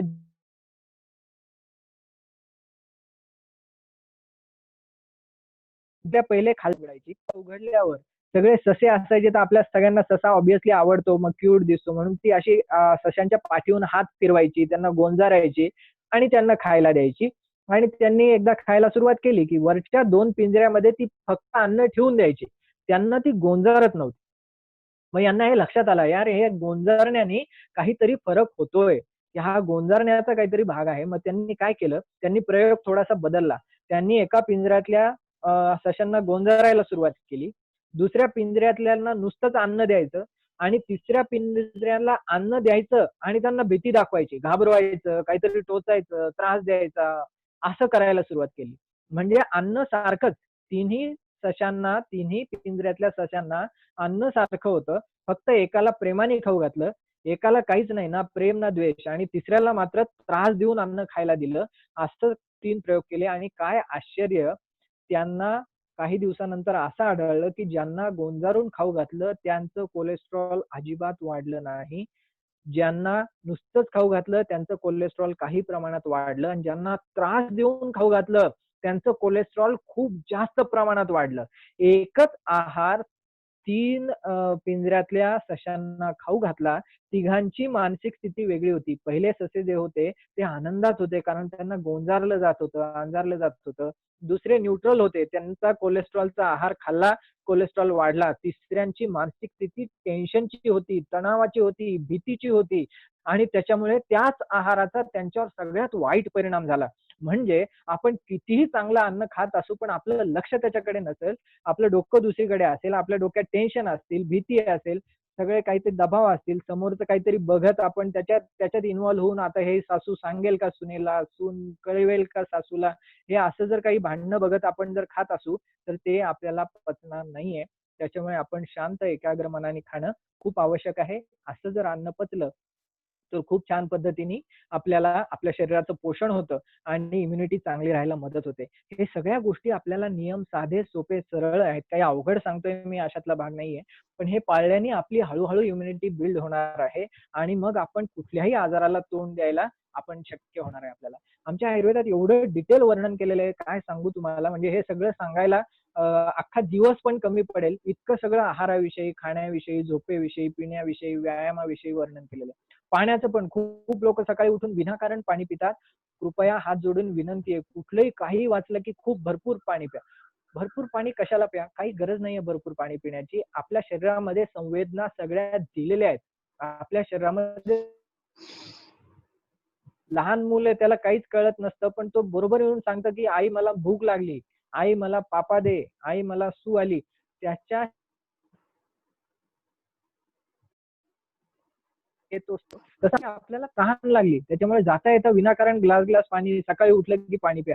विनाकारण लोक तांब्या पाणी पितात, मग पोटाचे त्रास सुरू होतात, मग सारखं लघवीला जावं लागतं, नाकातून पाणी गळायला लागतं, सारखी सर्दी होते.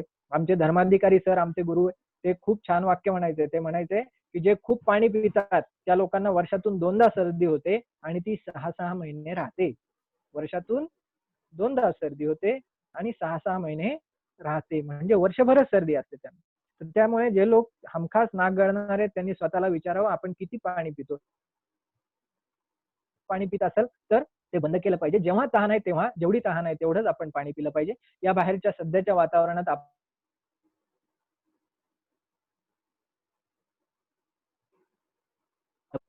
आता गोष्टी पाळल्याच्या सोबतच वेगवेगळी आयुर्वेदातली औषधं असतात, ज्याचं सेवन आपण केलं पाहिजे. सध्या बरेच मेसेजेस आयुषचे फिरतायत, टास्क फोर्सचे फिरतायत, त्याचे च्यवनप्राश वगैरे या सगळ्या गोष्टींचं वर्णन आहेच आहे.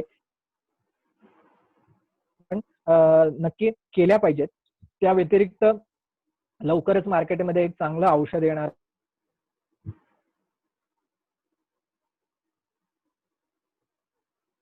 आमच्या मित्रांनी एकत्रित काम करून त्याच्यावर रिसर्च करून ते प्रॉडक्ट आता आम्ही लॉन्च केले, जे प्रतिकारक क्षमता वाढवणार आहे आणि एक सर्दी, खोकला, ताप, घशाची खवखव, श्वास घ्यायला त्रास होणं अशा आजारी पडणाऱ्या लोकांसाठी उपयुक्त. अशा दोन्ही गोष्टींसाठी प्रतिकारक क्षमता वाढवणारं एक औषध आणि आजारावर उपयोगी पडणारं रसमाधव वटी आणि माधव रसायन, अशा 2 गोष्टी आपण लवकरच घेऊन येणार आहोत. येत्या पुढच्या आठवड्यापासून ते मिळायला सुरुवात होईल. अतिशय चांगले त्याचे आम्ही ट्रायल घेतलेले आहेत, तर त्याचे खूप चांगले परिणाम आम्हाला दिसून आले. तर प्रतिकारक क्षमता वाढवण्यासाठी ह्या औषधं खूप महत्वाचे आहेत. तर प्रतिकारक क्षमता वाढवण्यासाठी अजून काय करता येईल आपल्याला, तर आपल्याला काही औषधांचं, ज्याला आपण रसायन औषधं म्हणतो, यांचं निरंतर सेवन करणं खूप गरजेचं आहे. तर ते आपल्याला काही 2 दिवस 3 दिवस एका रात्रीतून अशाने कधीही प्रतिकारक क्षमता वाढणार नाही. तुम्ही स्वतःला विचार करा, एखादं औषध 3 दिवस 5 दिवस घेतलं आणि माझी प्रतिकारक क्षमता वाढली, असं होईल का हो? नाही, असं नाही होणार आहे. आपल्याला ते सलग सातत्याने घ्यावं लागणार आहे. मग प्रतिकारक क्षमता वाढवण्यासाठी आपण अजून काय करू शकतो, तर एक खूप छान औषधं आलेली आहेत आयुर्वेदामध्ये. गुळवेल, ज्यांना लिहायचं असेल ते लिहून घेऊ शकता. गुळवेल, आवळा आणि गोखरू म्हणजे गोक्षूर, हे 3 औषधांचं कॉम्बिनेशन एकत्र करून ते जर त्याचे ज्यूस आपण 1-1 चमचा रोज सकाळी काढून 3 चमचा असं जर घेतलं, एक करून रोज सकाळी उपाशी पोटी जर घेतलं आणि हे निरंतर घ्यायचं, रोज घेत राहायचं, तर एक साधारणतः एक 2 महिन्यामध्ये तुम्हाला याचे इतके चांगले रिझल्ट दिसतील की आपलं आजारी पडायचं प्रमाण कमी होतं, आपलं केस गळायचं प्रमाण कमी होतं, शरीरामध्ये उत्साह वाढतो, त्यानंतर शरीरामध्ये हलकेपणा येतो, भूक वाढायला लागते, पोट चांगलं साफ व्हायला लागतं, झोप चांगली यायला लागते. तर हे गुळवेल, गोक्षूर आणि आवळा या 3चं कॉम्बिनेशन खूप चांगलं. खूप रसायन औषधं आहेत, पण मग त्याची वेगवेगळ्या लोकांनुसार आपण कसं त्याचे औषधं द्यायचे, काय द्यायचे, तर आमच्या आयुर्वेदामध्ये प्रत्येकाचं एक प्रकृती परीक्षण असतं. नाडी तपासतो आम्ही, नाडी परीक्षण करतो, त्याचं पोट तपासतो, दुष्यम, बलम, कालम, अनलम, प्रकृतीम, वयः, हे सगळ्या गोष्टींचं परीक्षण आम्हाला करावं लागतं. त्याची पचनशक्ती कशी आहे, त्याचं वय काय आहे, सध्या बाजूचा ऋतू कुठला चालू आहे, तर या सगळ्या गोष्टी पाहून आम्ही त्याला औषध, आणि प्रत्येक आजाराला एकच औषध लागू होईल असं नाही. जनरली काय होतं, डायबिटीस म्हटलं की चालू, डायबिटीसचे तर एवढे व्हॉट्सअपवर मेसेज येतात की बाबा हे खा ते खा, मग पिंपळाच्या पानापासून, जांभळीच्या सालीपासून, कारल्यापासून, लिंबाची पानं खाल्यापासून काय काय खात असतात लोक. आणि असं विचारलं एखाद्याला की सर तरी मला शुगर आहे आणि ती काय कंट्रोल येतच नाही हो, माझं ते इन्शुलिन वाढतच चाललंय आणि तरी मी रोज लिंबाच्या पानाचं एक ग्लास भरून रस पितो, रोज पितो. काही म्हणतात मी 20 पानं खातो रोज जाऊन, काही म्हणतात मी कारल्याचा रस खातो. मग आम्ही विचारतो त्यांना, मी विचारतो की बाबा हो का, बरं हे कोणी सांगितलं तुम्हाला? नाही ते चांगलं असतं म्हणतात ना. हे जे म्हणतात ना वाले वाक्य असतात ना, नाही सर ते सर असं म्हणतात ना की याच्यात हे घेतलं पाहिजे, तर ते कोण म्हणतात हे फार मोठा माझ्या समोरचा प्रश्न आहे की कोण म्हणतात, सांगा मला हे कोण म्हणतात, कोणत्या पुस्तकात लिहिलेलं आहे, कोणते डॉक्टर सांगतात तुम्हाला. तर हे कुठल्या तरी डॉक्टरच्या नावाखाली, कुठल्या तरी तज्ञाच्या नावाखाली व्हॉट्सअपवर काहीही मेसेज फिरवत असतात आणि त्याच्यानी आपण ते फॉलो करतो सगळ्या गोष्टी. तर तसं अजिबात करता कामा नये. साधे ₹200 खर्च केले तर आपल्या औरंगाबाद शहरात किंवा कोणत्याही शहरात जिथून तुम्ही ऐकत असाल, खूप चांगले चांगले वैद्य मंडळी, आयुर्वेदिक डॉक्टर आहेत, त्यांच्याकडे जा, त्यांना विचारा, म्हणा बाबा हे मी खाऊ का, पिऊ का? तर तशा पद्धतीने तुम्ही औषधं घेणं गरजेचं असतं. ना की एवढे आपण सगळे मॉर्निंग वॉकला येणारे लोक पाहतो मी आणि मग ते लौकीचा ज्यूस, कारल्याचा ज्यूस असे पीत असतात, की जणू काही आहाहा! मी आता अमृत पिलेलं आहे. आता हे याला ₹20 टिकवले आणि हे लौकीचा ज्यूस माझ्या पोटात गेला, की झालं मी अजर अमर, मी काहीही करायला मोकळा दिवस. अशा आविर्भावामध्ये ते पीत असतात. कुणी सांगितलं लौकीचा ज्यूस प्यायला? तर हे आयुर्वेदात कुठेही नाहीये. त्याच्यामुळे हे सरमिसळ करू नका याची. असं म्हणतात वाल्या गोष्टीवर विश्वास ठेवू नका. एखाद्या वैद्याच्या सल्ल्यानेच ह्या गोष्टी केल्या. त्या लौकीचा ज्यूस पिऊन जीवावर बेतलेले 8 ते 10 पेशंट स्वतः मी ट्रीट केलेले आहेत. बाकी तर किती पेशंट असतील त्याचे. ते जर कडू असेल तो भोपळा, तर त्या कडू भोपळ्याने अगदी जीवावर बेततं. त्यामुळे कारल्याचा रस खूप जास्त पिऊन हृदयाचे आजार झालेले लोक माझ्या पाहण्यात आहेत. त्यामुळे कृपा करून वैद्याच्या, डॉक्टरांच्या सल्ल्याशिवाय, एक्सपर्ट माणसाच्या सल्ल्याशिवाय असं काही करू नका. आता तुम्ही म्हणाल हे गुळवेल, गोक्षूर, आवळा तुम्ही सांगितलं इम्युनिटी वाढवण्यासाठी, पण मग हे तर आम्हाला सहज उपलब्ध नाही, हे मी कुठे शोधू? तसं शोधलं तर तिन्ही सहज उपलब्ध आहे. पण ठीक आहे, त्यापेक्षाही वेगळं तुम्हाला सहज घरी उपलब्ध असणाऱ्या गोष्टी सांगतो. बेल, दुर्वा आणि तुळस हे मात्र सगळ्यांच्या आसपास सापडून जाईल. तुळस प्रत्येकाच्या घरात असते. बेलाची पानं आपल्याला सहज मिळतात. दुर्वा पावसाळ्यामध्ये सहजच कुठेही उपलब्ध असतात. छान घ्यायच्या, स्वच्छ धुवायच्या. बेलाचे मध्यम आकाराचे 1-2 पानं घ्यायचे. तुळशीचे 10 पानं आणि एक 10 दुर्वा ह्या स्वच्छ धुवून त्याला थोडंसं पाणी टाकून कुटायचं आणि त्याचा जो रस निघतो, हा रस जर रोज सकाळी 1, 2 ते 3 चमचे तुम्ही घेतला, नुसता घ्यावा वाटत नसेल, थोडा अर्धा कप पाण्यामध्ये मिक्स करून घ्यावा सकाळी उपाशीपोटी. सगळ्या रक्ताचं खूप छान पद्धतीने शुद्धीकरण होतं. प्रतिकारक क्षमता खूप चांगली वाढते. तुमचं डेंग्यूमध्ये, मलेरियामध्ये ज्या पेशी कमी जास्त होतात, त्याच्यामध्ये याचा खूप चांगला रिझल्ट दिसतो. काही औषधं आम्ही देतो त्याच्यामध्ये आणि हा बेल, दुर्वा, तुळशीच्या रसासोबत घ्यायला सांगतो. कुठल्याही शरीरामध्ये जुने विषाचे परिणाम असतील, कधी विषबाधा झाली असेल, अन्नातून काही विषासारखे पदार्थ गेले असतील, त्याचा पण परिणाम शरीरातला कमी यायला लागतो. त्याच्यामुळे हे घरच्या घरी करता येण्यासारखं खूप चांगलं औषध आहे. आयुष काढा तुम्हाला सगळ्यांना माहितीच असेल. तो पण घेतला तरी प्रतिकारक क्षमता वाढवायला चांगला आहे. फक्त तो आयुष काढा जो आहे तर दालचिनी, मिरे वगैरे टाकल्यामुळे तो गरम होतो जरा. त्याच्यात खडी साखर नक्की टाकत चला. खडी साखर टाकणं आवश्यक आहे आणि खास करून ज्यांना उष्णतेचे त्रास होतात, मूळव्याधीतून रक्त येतं किंवा अंगावर खूप जास्त पाळीमध्ये रक्त जातं, तर अशा लोकांनी शक्यतो तो काढा घेऊ नये. नाहीतर बाकीच्यांनी प्रतिकारक क्षमता वाढायला म्हणून तो काढा घ्यावा. त्यात थोडंसं खडीसाखर टाकावं. आता काही अजून आजारासाठी आपण काही औषधांचे ज्यूसेस रिकमेंड करतो खरं तर. डायबिटीसमध्ये सगळेजण कारला, निंब ह्या सगळ्याच्यावर जोर असतो. पण आयुर्वेदामध्ये सगळ्यात चांगलं डायबिटीससाठी जर काही आहे असं सांगितलेलं आहे, तर तुम्ही कधीही ऐकलं नसेल ते आहे हळद आणि आवळा.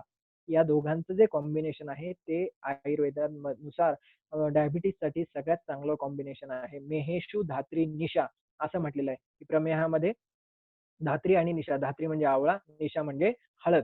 या दोघांचे ज्यूस जर 2-2 चमचे एकत्र करून रोज सकाळी घेतले, तर साधारणतः 1.5 महिन्यानंतर त्याची ब्लड शुगर लेवल, त्याला डायबिटीसमुळे होणारा जे नेफ्रोपॅथी, किडनीचे आजार असतात, जे हाताची तळपायाची आग होते, संवेदना समजत नाहीत, तर ह्या सगळे डोळ्यांची दृष्टी अधू व्हायला लागते, उत्साह कमी व्हायला लागतो, थकवा यायला लागतो, रात्रीतून लघवीला उठावं लागतं. तर हे सगळे लक्षणं त्या 2 औषधांनी कमी होतात. पण त्याची मात्रा प्रत्येकानुसार बदलावी लागते. प्रत्येकाच्या वजनानुसार चेंज करावं लागतं. हे प्रत्येकानुसार चेंज करावं लागतं. आता शतावरी खूप चांगली असं आपण म्हणतो, पण जो जाड माणूस आहे त्याला शतावरी देऊन काही अर्थ नाहीये. त्याला नाही दिली पाहिजे. त्यामुळे प्रत्येकानुसार ह्या गोष्टी बदलत असतात. प्रत्येक रुग्ण परत्वे आपल्याला विचार करून ही सगळी औषधं जर घेतली, तर याचा सगळ्या वेगवेगळ्या आजारांमध्ये खूप चांगला परिणाम येतो. ब्लड प्रेशरमध्ये अश्वगंधा, जटामांसी, सर ब्राह्मी. सर सर सर एक मिनट, डिस्टर्ब कर रहा हूँ हाँ, आपको सर। हाँ बोलिए सर ना। काफी अच्छा सेशन चल रहा है अपना। हाँ, सिर्फ एक बोलना है आपको सर, ये जो अपना मेन टॉपिक है अपना आयुर्वेदिक में काढ़ा बनाने का कैसे है, एक 3-4 हाँ, जो काढ़े बनाने का प्रोसीजर बताने वाले थे, हाँ, वो हाँ, बताए तो बहुत अच्छा रहेगा सर। चलेगा ना। अभी ये जो काढ़े बता रहा हूँ वो सब बताया तो चलेगा आपको? हाँ चलेगा ना, मतलब मेन जो है सर अपने को अभी कोविड से बचने के लिए जो हुँ, आयुष मंत्रालय का है वो काढ़ा भी आप बताने वाले हैं, और उसके अलावा और 2-3 काढ़े जिसके लिए चलेगा चलेगा, हाँ, जरूर यस जरूर जरूर बताऊंगा yes sir. Sir yes sir तो यस जो आयुष मंत्रालय का काढ़ा जो बताया है ना, उसके बारे में सबसे पहले बताता हूँ मैं। आयुष मंत्रालय ने जो आयुष काढ़ा है, तो वो इसलिए बताया है कि घर पे सभी लोग उसको ले सकते हैं, उसको घर पे सभी लोग ले सकते हैं, इसलिए वो बताया है। उसमें क्या करना है, अपने को दालचीनी लेनी है, एक 2 चिमूट भर म्हणतो ना आपण त्याला, तर 2 चिमूट दालचिनी घ्यायची किंवा अगदी पाव चमचापेक्षाही थोडीशी कमी. एका व्यक्तीसाठीचं हे प्रमाण सांगतोय मी. मग जितके मेंबर असतील घरात त्याच्यानुसार ते वाढवत जायचं. तर 2 चिमूट दालचिनी घ्यायची, त्याच्यानंतर 2 चिमूट सुंठ पावडर घ्यायची, त्यानंतर 1 मिरा टाकायचा. काळी मिरी असते, तर ते अखंड मिरी तिला कुटायचं आणि कुटून ती 1 मिरी फक्त टाकायची. त्यानंतर काळ्या मनुका टाकायच्या त्याच्यामध्ये, एक 10 ते 12 काळ्या मनुका टाकायच्या आणि मग ज्यांना उष्णतेचा त्रास असो नसो, थोडीशी खडीसाखर किंवा थोडा गूळ त्याच्यामध्ये तुम्ही ॲड करायचं.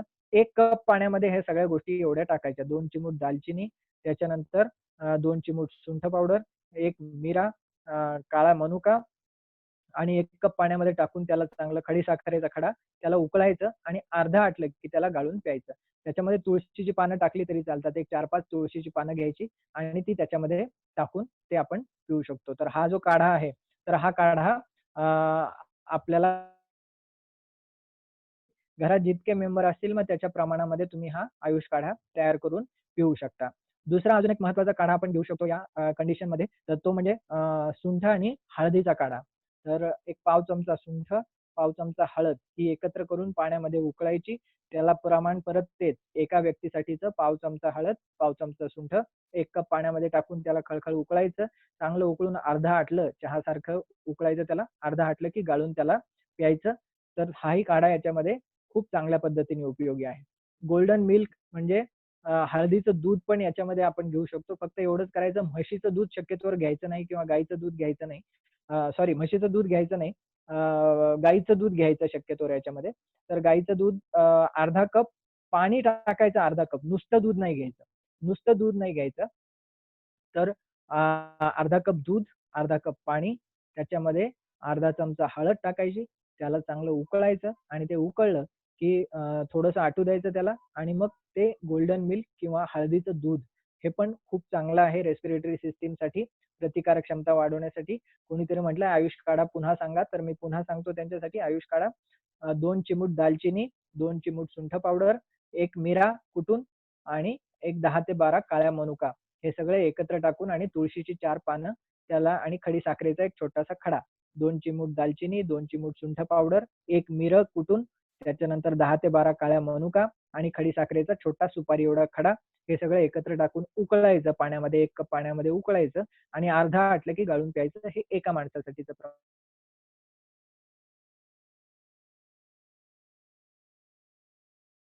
लहान मुलं असतील तर त्यांना निम्मं द्यायचं. म्हणजे आपण अर्धा कप घेत असू त्यांना पाव कप द्यायचा. अगदीच लहान मुलं असतील तर त्यांना 2 चमचे आपल्यातलं पाजलं तरी चालेल सगळ्यांसाठी. फक्त उष्णतेचे ज्यांना त्रास आहे त्यांनी काळा मिरा नाही टाकलं तरी चालेल. ज्यांना उष्णतेचे त्रास होतात, मूळव्याधीचा त्रास आहे, पाळीतून रक्त जातं, तर त्यांनी मिरी नाही टाकली किंवा ॲसिडिटी होतीये बाबा, आग होतीये, तर ती नाही टाकली तरी चालेल. दुसरा महत्त्वाचा काढा सुंठ आणि हळदीचा. याचा काढ्याने पण खूप चांगले फायदा होतात. बेल, दुर्वा, तुळशीचा काढा करून पण पिऊ शकतो आपण.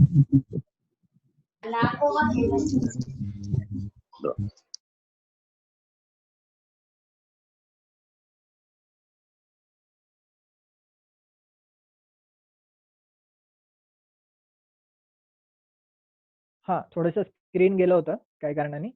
तर बेल, दुर्वा, तुळस याचा काढा करून पण आपण घेऊ शकतो. याचा रस काढून पण घेऊ शकतो किंवा मग 2 बेलाची पानं, 10 तुळशीची पानं, 10 दुर्वा या एकत्र घ्यायच्या. 1 कपभर पाण्यामध्ये टाकून याला उकळायचं. हे एका माणसाचं प्रमाण झालं आणि त्याला उकळून अर्धं आटलं की ते गाळून रोज आपल्याला प्यायचं आहे. तर हे 2-3 प्रकारचे काढे आहेत. असे प्रत्येकाच्या आजारानुसार. आता यात कसं आहे, हे सामान्य सगळ्यांसाठीचे काढे आहे. आता यात काही लोकांना डायबिटीज असेल, तर त्यांच्यासाठी थोडेसे औषधं बदलावे लागतील. कुणाला हायपरटेन्शन असेल, तर त्यांच्यासाठी थोडंसं. तर प्रत्येक व्यक्तीच्या प्रतिकारक क्षमता वाढीसाठी थोडं-थोडं आपल्याला काही चेंजेस करणं गरजेचं आहे. तर त्यामुळे थोडंसं वैद्यांच्या सल्ल्याने या जर गोष्टी केल्या ना, तर खूप जास्त चांगलं होईल. खरं तर आपल्याला अपेक्षा असते, की असं औषध सांगावं आणि आम्हालाही खूप आनंद होतो काहीतरी औषध सांगितलं. पण आयुर्वेदात काय होतं ना, की थोडंसं व्यक्तीचे ॲसिडिटी म्हटलं की ते औषध बदलतं. डायबिटीज म्हटलं की औषध बदलतं. सगळे जर नॉर्मल आहेत, त्यांना काही त्रास नाही, त्यांनी हे 2-3 प्रकारचे काढे बिलकुल बिनधास्त घ्यावेत. त्यांनी खूप छान पद्धतीने प्रतिकारक क्षमता वाढते. पण ज्यांना काही इतर आजार आहेत जोडीला, मग त्यांना थोडंसं औषधं आपल्याला बदलणं खूप गरजेचं असतं. काढा कधी घ्यावा? काढा हा शक्यतोवर सकाळी उपाशीपोटी एकदा घ्यावा. काढा शक्यतोवर सकाळीच उपाशीपोटी घेतलेला कधीही चांगला. 2 वेळ पण आपण काढा घेऊ शकतो. याच्या जोडीला नाकात तेल टाकणं, गंडूश म्हणजे गुळण्या करणं, ह्या गोष्टी पण आपण रिलिजियसली फॉलो केल्या तर खूप चांगला फायदा होतो.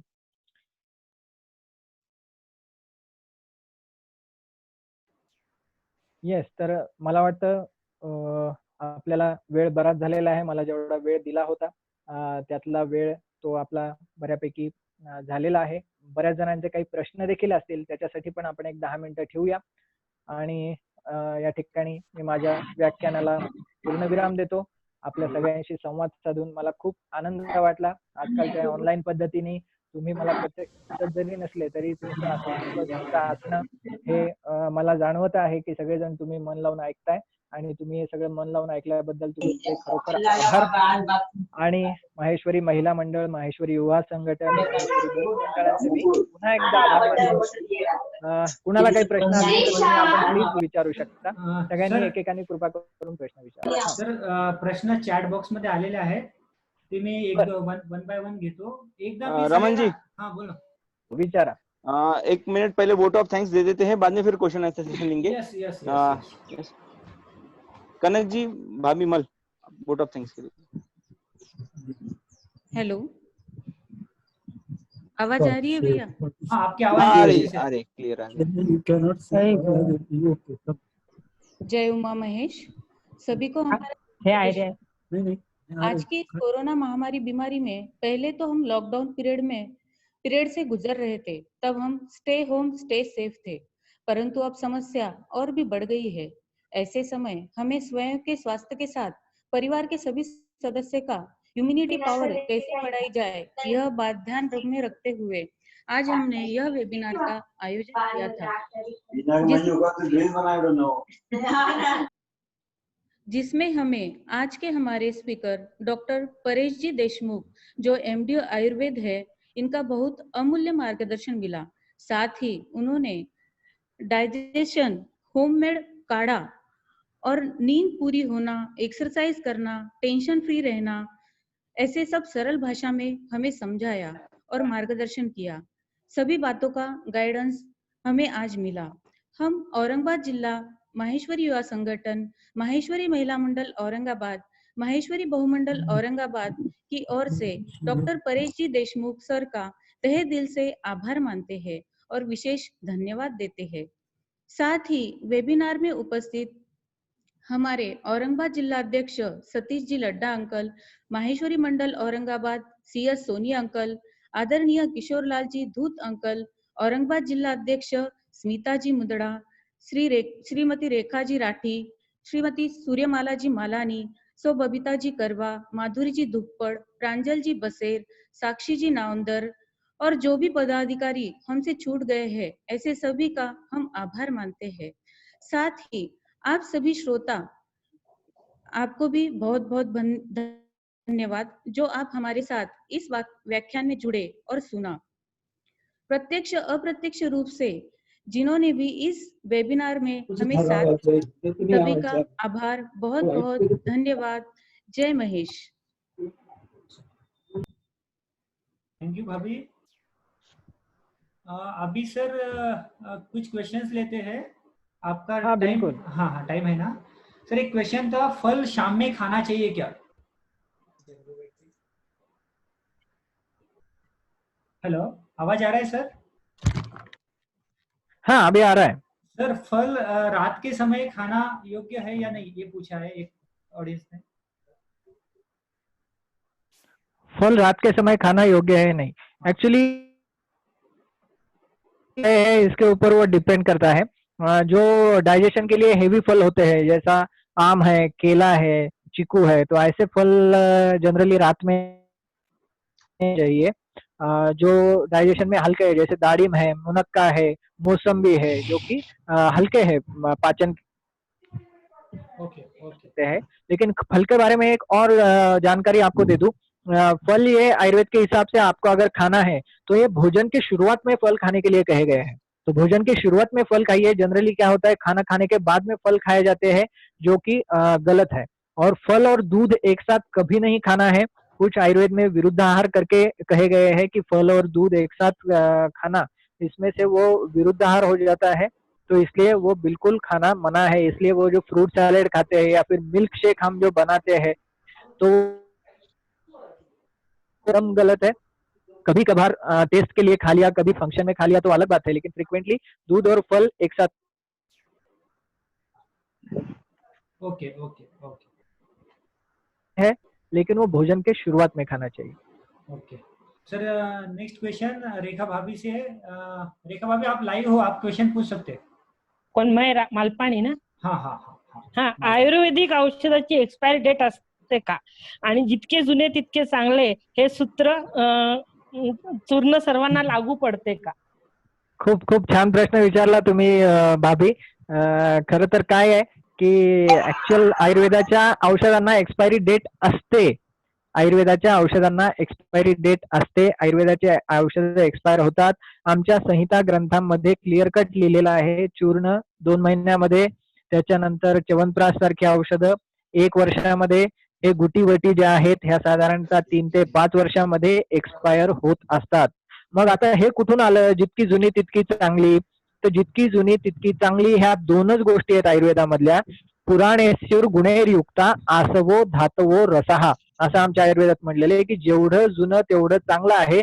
आसव अरिष्ट, त्याच्यामुळे हे जे आपण द्राक्षासव, अशोकारिष्ट वगैरे हे जे नावं ऐकले असतील तुम्ही, तर हे जे सगळे आसवारिष्ट आहेत यांना एक्सपायरी नसते। हे जितके जुने तितके चांगले। आणि वेगवेगळ्या धातूंची भस्म, सुवर्णाचं भस्म असेल, सुवर्णमाक्षिकाचं भस्म असेल, ताम्र भस्म असेल, तर ज्याच्याकडे वैद्याकडे भस्म असतील तर ती भस्म पण जितकी जास्त जुनी झाली तितकी जास्त गुणकारी असतात। तर त्याच्यामुळे जुन्या काळामध्ये ज्यावेळी वैद्य परंपरा चालायच्या तर आजोबा आपल्या नातवासाठी भस्म बनवून ठेवायचे, म्हणजे इतकं जुनं झालं की आपल्याला त्या नातवाला खूप चांगला त्याचा गुण यायचा।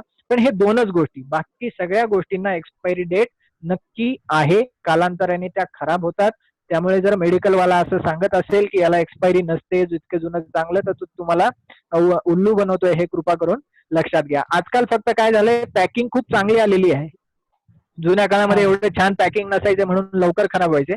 आजकाल पॅकिंग चांगली आल्यामुळे जे चूर्ण 2 महिन्यात खराब व्हायचं ते साधारणतः 6-8 महिने चांगलंच चालतं, पण 8 महिन्यानंतर मात्र त्याची हळूहळू वीर्यता कमी व्हायला। धन्यवाद सर, धन्यवाद। सर मीरा धनंजय तोतला, इनका क्वेश्चन है, मैंगो जूस बनाते तो उसमें डालते वो चलेगा, दैट इज मिल्क? हाँ, फल के साथ दूध नहीं खाना चाहिए। जनरल ये है, क्या बोलेंगे हम उसको, कि रूल है कि फल के साथ, कोई भी फल के साथ दूध नहीं खाना चाहिए।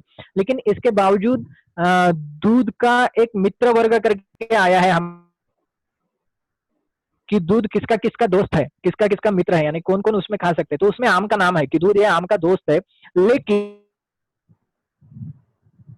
ध्यान रखने वाली बात ये होती है कि वो आम मीठा आम होना चाहिए, वो खट्टा आम कतई नहीं होना चाहिए, और मीठा वो ऊपर से नहीं होना चाहिए, उसके गुठली को वो मीठा होना चाहिए। वो असली मीठा आम वो होता है जो गुठली को भी मीठा होता है। जनरली हम आम खाते होंगे आप, तो आप देखते होंगे कि बाहर का तो सब मीठा है लेकिन गुठली को खट्टा है, तो वैसा आम नहीं चलेगा। जो आम ही मीठा है ऐसा आम आप दूध के साथ मिला के खा सकते हो। अदरवाइज अगर वो ऐसा नहीं है तो आपने उसके साथ दूध के साथ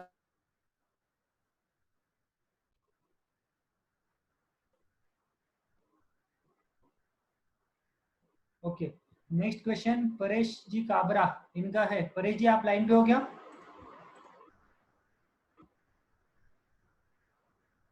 सर तब तक एक मैं पूछता हूँ सर, वो जो आम रस जब बनाते हैं तब तो दूध कंपल्सरी डालते हैं, irrespective of taste of mango? नहीं, वो हम डालते हैं कंपलसरी, वो आम नहीं बोलता मुझे डालो करके दूध।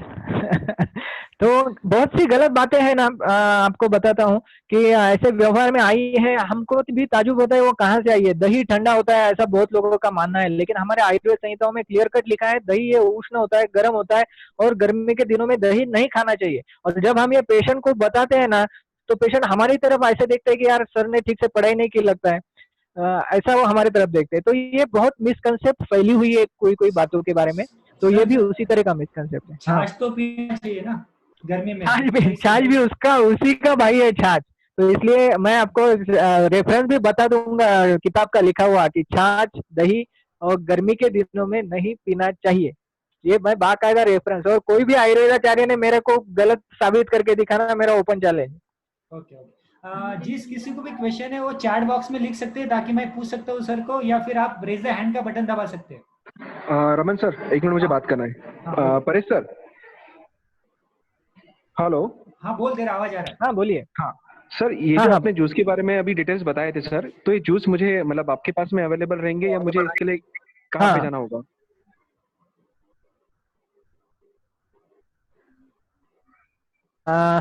एक्चुअली क्या है ना, तो ये सारे फ्रेश जूस और ये सारे हेल्थ कैसा है, हेल्थ के नाम पे आजकल मार्केट पी लो वो पी लो और कुछ भी करते हैं लोग।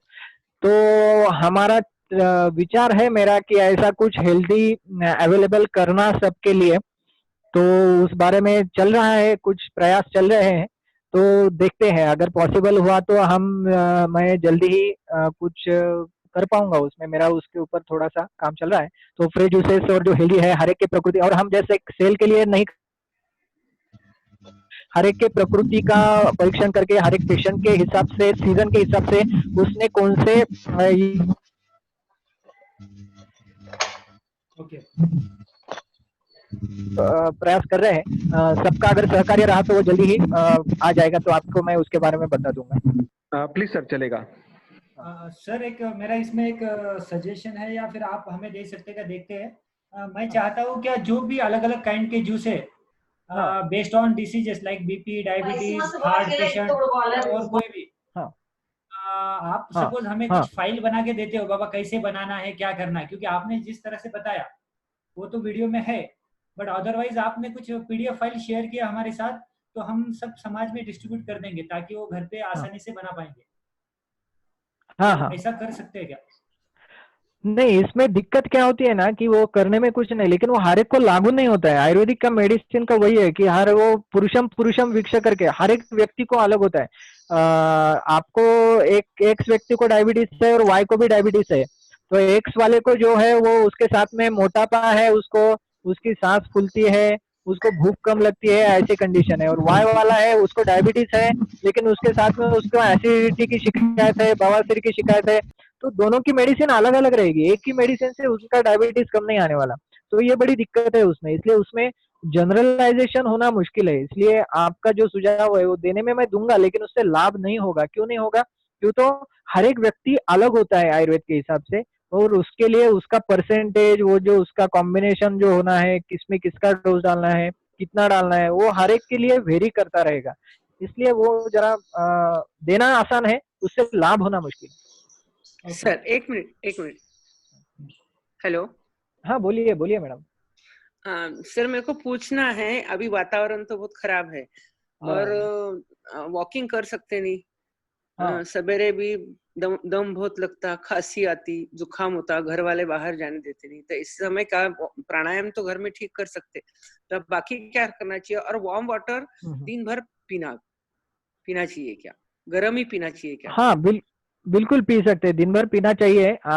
जिनको अगर गर्मी की शिकायत है, पेट में जलन होती है या फिर यूरिन में जलन होती है वो पीने से, उन्होंने बस अवॉइड करना है। लेकिन बाकी सबने दिन भर रात भर जब भी पियेंगे तो गर्म ही पानी पीना है।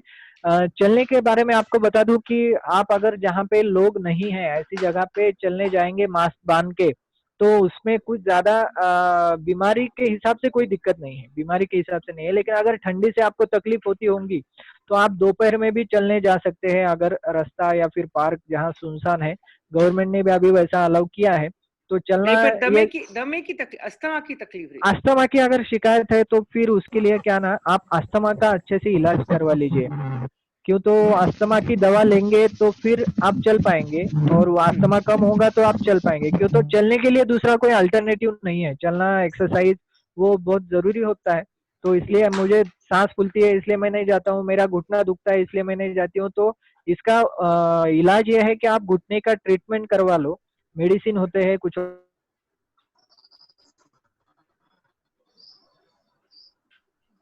हेलो। कुछ ऑयल होते हैं, बहुत कम हो जाएगा तो आप एक्सरसाइज कर पाएंगे। और ये नेबुलाइजर कितनी बार लेना दिन भर में नेबुलाइजर? देखिए नेबुलाइजर, हाँ ये हर एक के ऊपर डिपेंड करता है कि कितनी उसको तकलीफ है कफ की। जिनको ज्यादा में से 5-6 बार भी ले सकते हैं, जिनको कम है उसको दिन में 1 या 2 बार लेके भी काम हो सकता है। लेकिन जहां तक मैं बताऊं, आवाज नहीं आ रहा है सर, म्यूट हो रहा है अभी। वो जो बनता है उसको पतला करने के लिए नेबुलाइजर लेना पड़ता है कि कफ वो पतला रहे तो फिर सांस लेने में आसानी हो।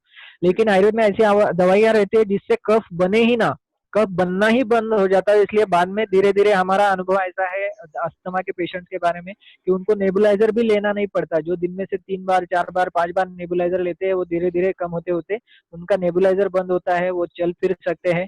तो आप किसी अच्छे से वैद्य के पास जाके उसका इलाज कराएंगे तो एकदम से तो महीने भर में नहीं होगा, लेकिन 1 2 4 6 महीने में काफी उसमें सुधार आता है। तो ये सारी चीजें आपकी बंद होके आप घूम फिर सकते हैं। नहीं, ये नया ही है, फर्स्ट टाइम हो रहा है तो उनके लिए बता रही हूँ मैं। फर्स्ट टाइम सांस फूल रही है, हाँ, फर्स्ट टाइम फिर दमे की तकलीफ हो रही है। हाँ फिर तो जल्दी ठीक हो जाएगा। फिर हाँ, तो इसे नेबुलाइजर लेना क्या नहीं बीमारी लेना? जितनी नहीं हो उतनी जल्दी ठीक होती है, जितनी पुरानी है उतना टाइम लगता है। नेबुलाइजर अभी के लिए ले सकते हैं, लेकिन मेरा कहना यह है कि आप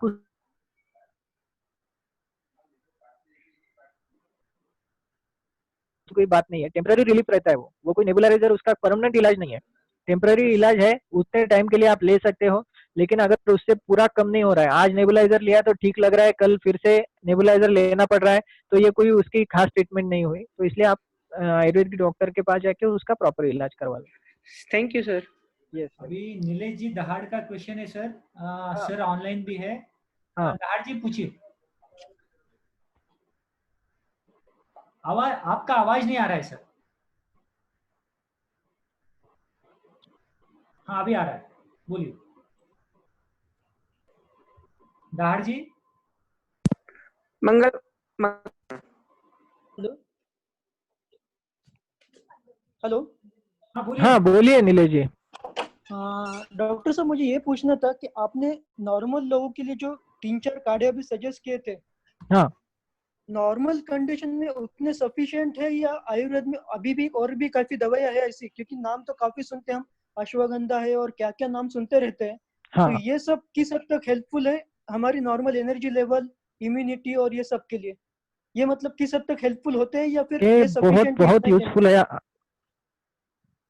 नहीं, आपने बहुत अच्छा सवाल पूछा है कि ये बहुत सारी मेडिसिन है, रसायन औषधियां बोल के कम से कम हमारे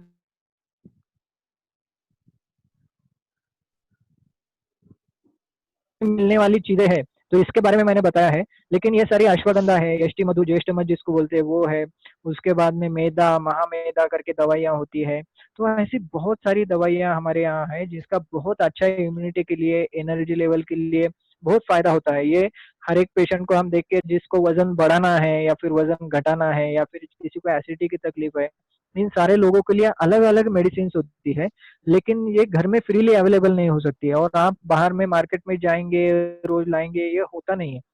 तो इसलिए अगर आप ये सारे मेडिसिन कहीं से कंटिन्यूअसली लेते हैं कुछ दिनों तक, तो आपको इसका ट्रिमेंडस अच्छा बेनिफिट होता है।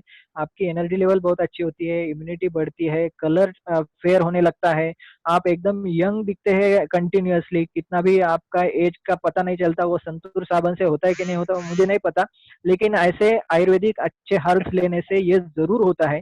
इसलिए आयुर्वेद के ये सारे हर्ब्स, इसके जूसेस या फिर इसका काढ़ा बना के आपने जरूर लेना चाहिए। बहुत सारे मेडिसिन ऐसे अवेलेबल है। ये तो बस चंद मैंने नाम गिनाए हैं कि जो घर के घर में आप ले सकते हो, लेकिन बाकी मेडिसिन बहुत ज्यादा है जो कि बहुत यूजफुल होती है अलग अलग चीजों के लिए, अलग अलग बीमारियों के लिए, अलग अलग एज ग्रुप के लिए। तो इसका बहुत अच्छा फायदा होता है। सर नेक्स्ट क्वेश्चन है, विटामिन सी का ओरल सप्लीमेंट कुछ है क्या आयुर्वेद के हिसाब से?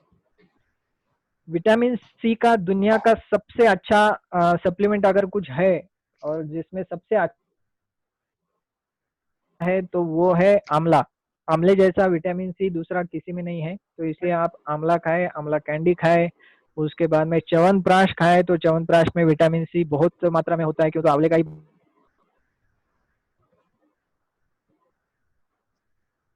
और आंवला बोलते हैं उसको। तो इस हिसाब से आंवले का कोई भी आप व्यंजन खाएंगे, दिन में एक आंवला खाएंगे, 1 चम्मच च्यवनप्राश खाएंगे, तो वो मोर देन इनफ है। कोई भी आप लिमसी वगैरह की गोली चगलने से चूसने से बेहतर है कि आंवला और आप च्यवनप्राश खाएं। नेक्स्ट और इज इसके अलावा नींबू में भी विटामिन सी होता है, मौसम्बी में भी होता है, संतरे में भी होता है, तो विटामिन सी इजीली अवेलेबल है। उसकी गोलियां खाना मनी है, क्यों तो आप थोड़ा सा नींबू खा लीजिए तो ज्यादा बेहतर है। नेक्स्ट क्वेश्चन आहे, दूध हळद लहान बाळाला द्यावे का? बिलकुल द्यावे. लहान बाळांना दूध हळद एकत्रच द्यावे. नुसते दूध बोर्नविटा टाकून देण्यापेक्षा हळद आलं टाकूनच दूध द्यावे. ते कारक आहे. नाही तर लहान मुलांमध्ये कफ वाढू शकतो दुधाने नुसत्या बोर्नविटा टाकून, आणि त्याच्यासोबत आपण बिस्किट खाऊ घालणार, पुन्हा पार्ले,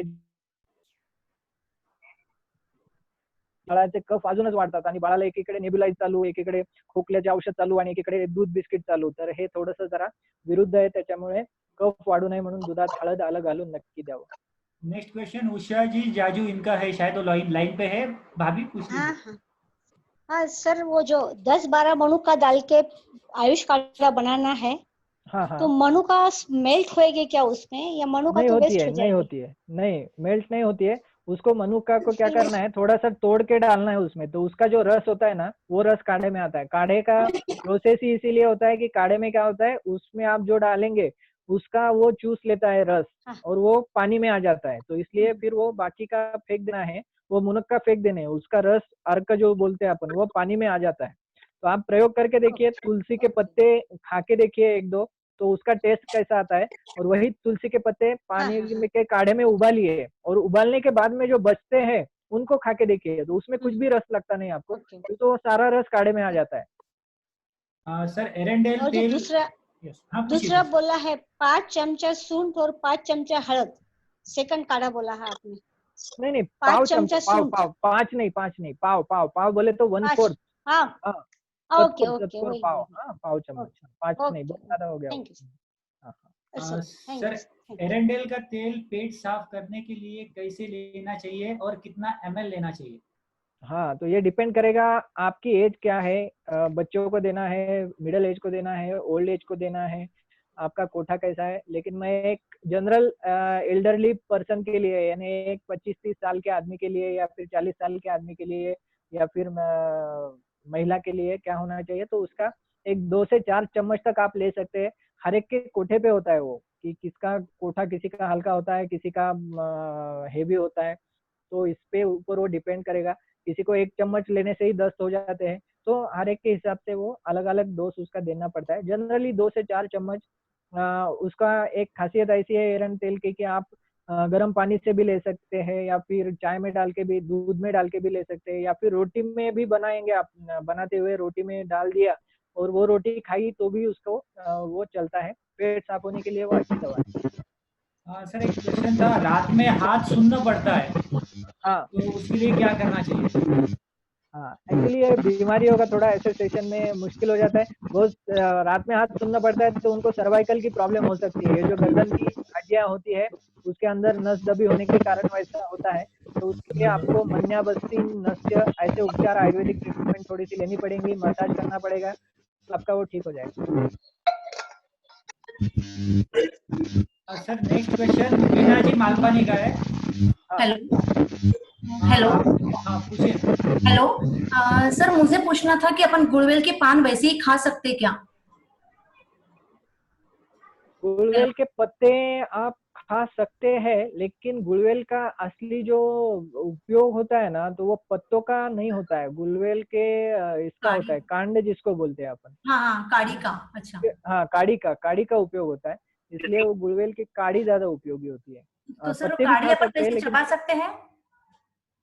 चबा सकते हैं, चबाने को चबा सकते हैं, लेकिन वो ऐसा इंडिकेटेड नहीं है. एक्चुअली उसका काढ़ा करके या फिर उसका स्वरस निकाल के खाना ज्यादा बेहतर होता है. सिर्फ ऐसी काढ़ी चबाने से वो ज्यादा बेहतर होता है. उसमें डोज पता चलता है. काढ़ी चबाने से डोज का पता नहीं चलता, क्यों तो हर एक की काढ़ी अलग अलग मात्रा की, अलग अलग इसकी होती है.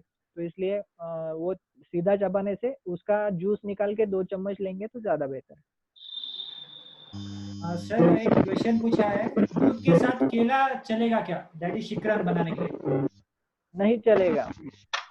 नहीं चल आयुर्वेद के हिसाब से नहीं चलेगा, तकलीफ होगी, कब बढ़ेगा उससे। कभी कभार ऐसा ही बहुत जिसको पसंद है उसने खा लिया तो ठीक है, लेकिन हमेशा नहीं चलेगा। हेलो, हाँ बोलिए।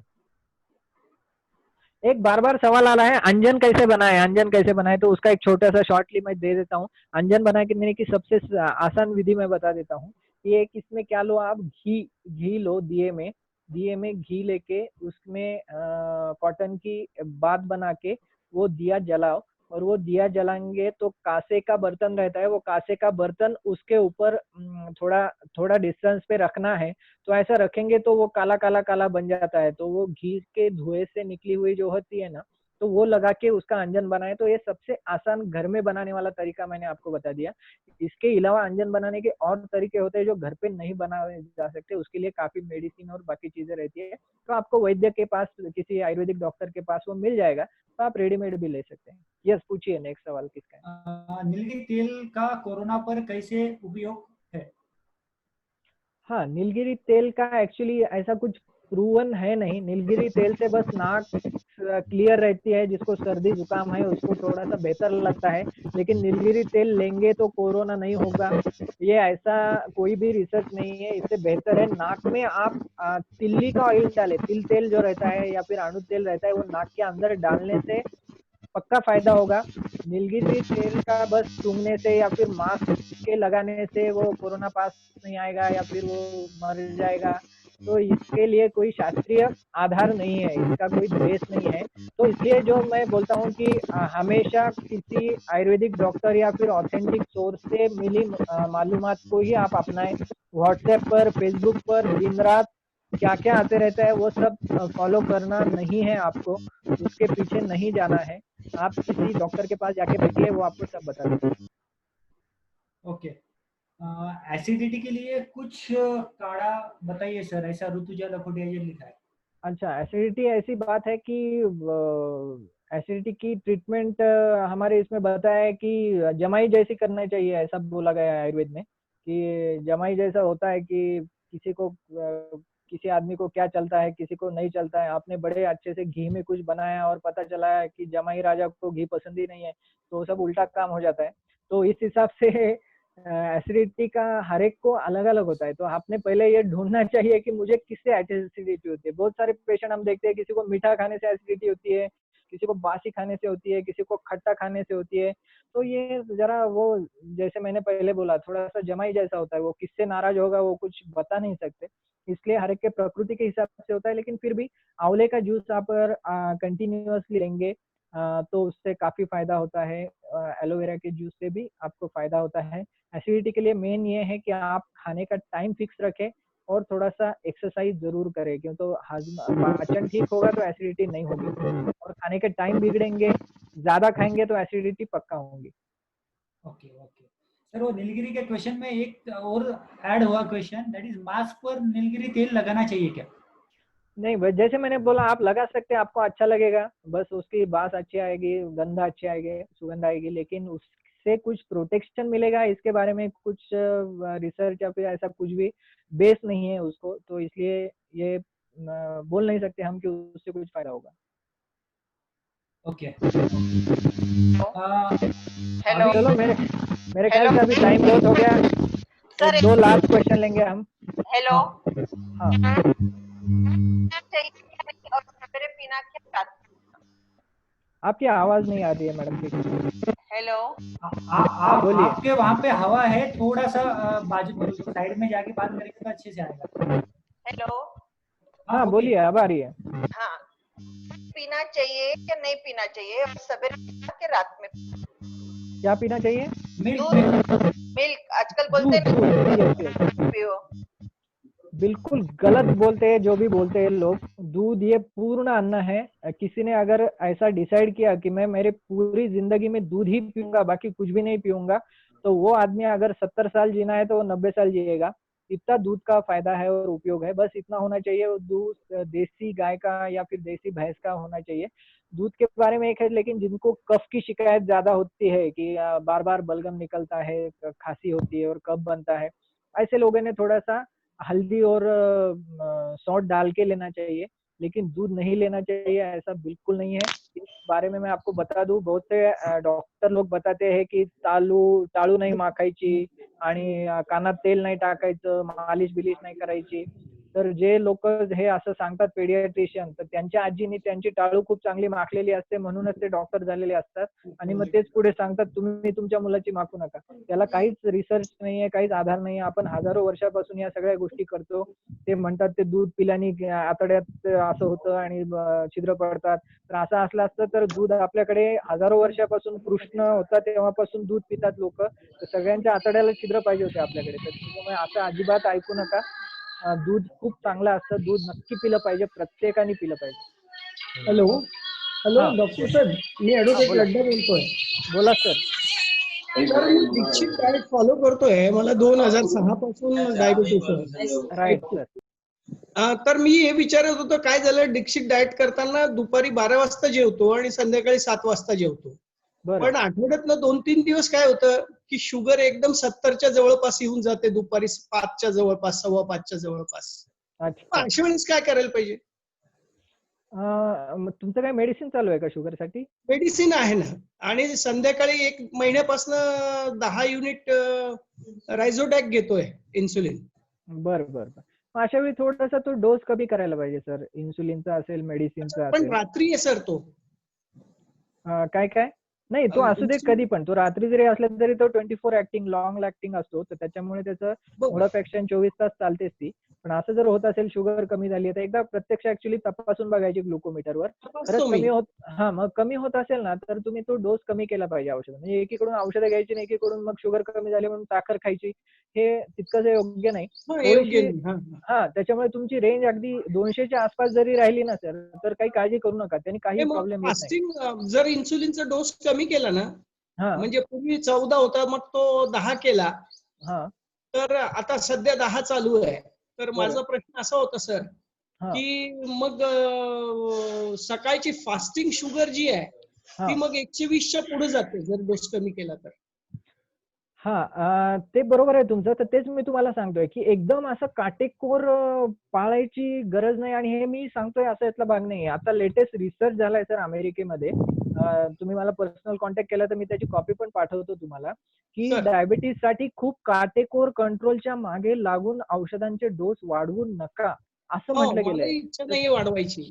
तर त्याच्यामुळे हे नाही 120 अरे बापरे 25 झालंय, 20च पाहिजे, 10च पाहिजे, मग ते 10 तर ते तुमचं 120 येत असेल ना तर काही काळजीचं कारण नाही. It's okay. 120, 125, 130 पर्यंत जरी फास्टिंग असेल तरी पण तुम्हाला ओके आहे, काही प्रॉब्लेम नाहीये. त्यांनी तुम्हाला काही लॉंग टर्म मध्ये प्रॉब्लेम सध्या 200 येतंय पोस्ट मिल. पोस्ट मिल 200च्या पुढे नको आपल्याला, 200च्या आत असलं पाहिजे थोडंसं. आणि त्याच्यापेक्षा थोडी लक्ष तुम्ही याच्याकडे द्या की तुम्ही मारीचे बिस्किट वगैरे खाताय का, किंवा भात जास्त खाताय का? नाही भात नाही खात मी. आठवड्यात 1 दिवस भात खातो. बरं मग चालेल ना सर. थोडासा डोस औषधांचा कमी करायला काही हरकत नाही ना मला. हो बिलकुल काहीच हरकत नाही. सर धन्यवाद सर, खूप खूप धन्यवाद. Welcome sir, welcome. चला मला वाटतं एक शेवटचा प्रश्न घेऊया आणि आपण थांबूया. बागला भाभी का कोई क्वेश्चन है कि शायद वो ऑनलाइन है, लाइव है? नहीं, मेरे को वही पूछना था सब में। और दूसरी बात एसिडिटी का तो हो गया, मेरा क्लियर हो गया, पर वो वॉकिंग को नहीं जाते आता, ये बहुत बड़ी दिक्कत आ रही है। हमारे यहाँ है बहुत सुरक्षित है, पर दमे की तकलीफ हो रही है मेरे को। ये 4 दिन में दमे की तकलीफ हो गई है बारिश की वजह से। तो ऐसे समय क्या करना चाहिए और लिक्विड कौन सा लेना चाहिए? लिक्विड कोई दवा लेना चाहिए कम होने के लिए?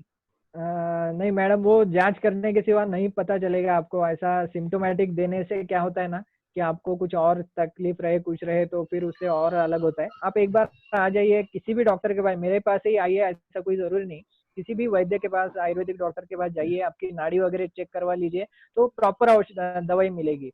ऐसे बताने में मैं 10 दवाई दे सकता हूँ, लेकिन उससे अगर आपको फायदा ना हो के तकलीफ हुई तो आप मुझे नहीं बोलेंगे, आप बोलेंगे आयुर्वेद की दवाई से कुछ लाभ नहीं, पर फिलहाल तो कम कर दो मेरा, कम से कम मेरा आप किसी डॉक्टर के पास जाने के सिवा ये पॉसिबल नहीं होता है मैडम। सही में कि हर एक के अलग अलग होता है। हमको स्टेथो लगा के सुनना पड़ेगा कि उसमें कफ ज्यादा है या वात ज्यादा है, तो उसके ऊपर सारी मेडिसिन रहेगी। दमे में 2 प्रकार होते हैं, वात की ज्यादा शिकायत होती है, एक को कफ की ज्यादा होती है।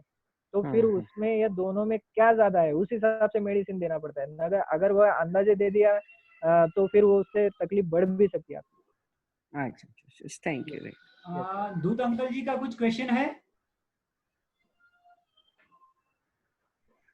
किशोरलाल जी दूत नहीं शायद नहीं है क्या लाइव? बोलो बोलो।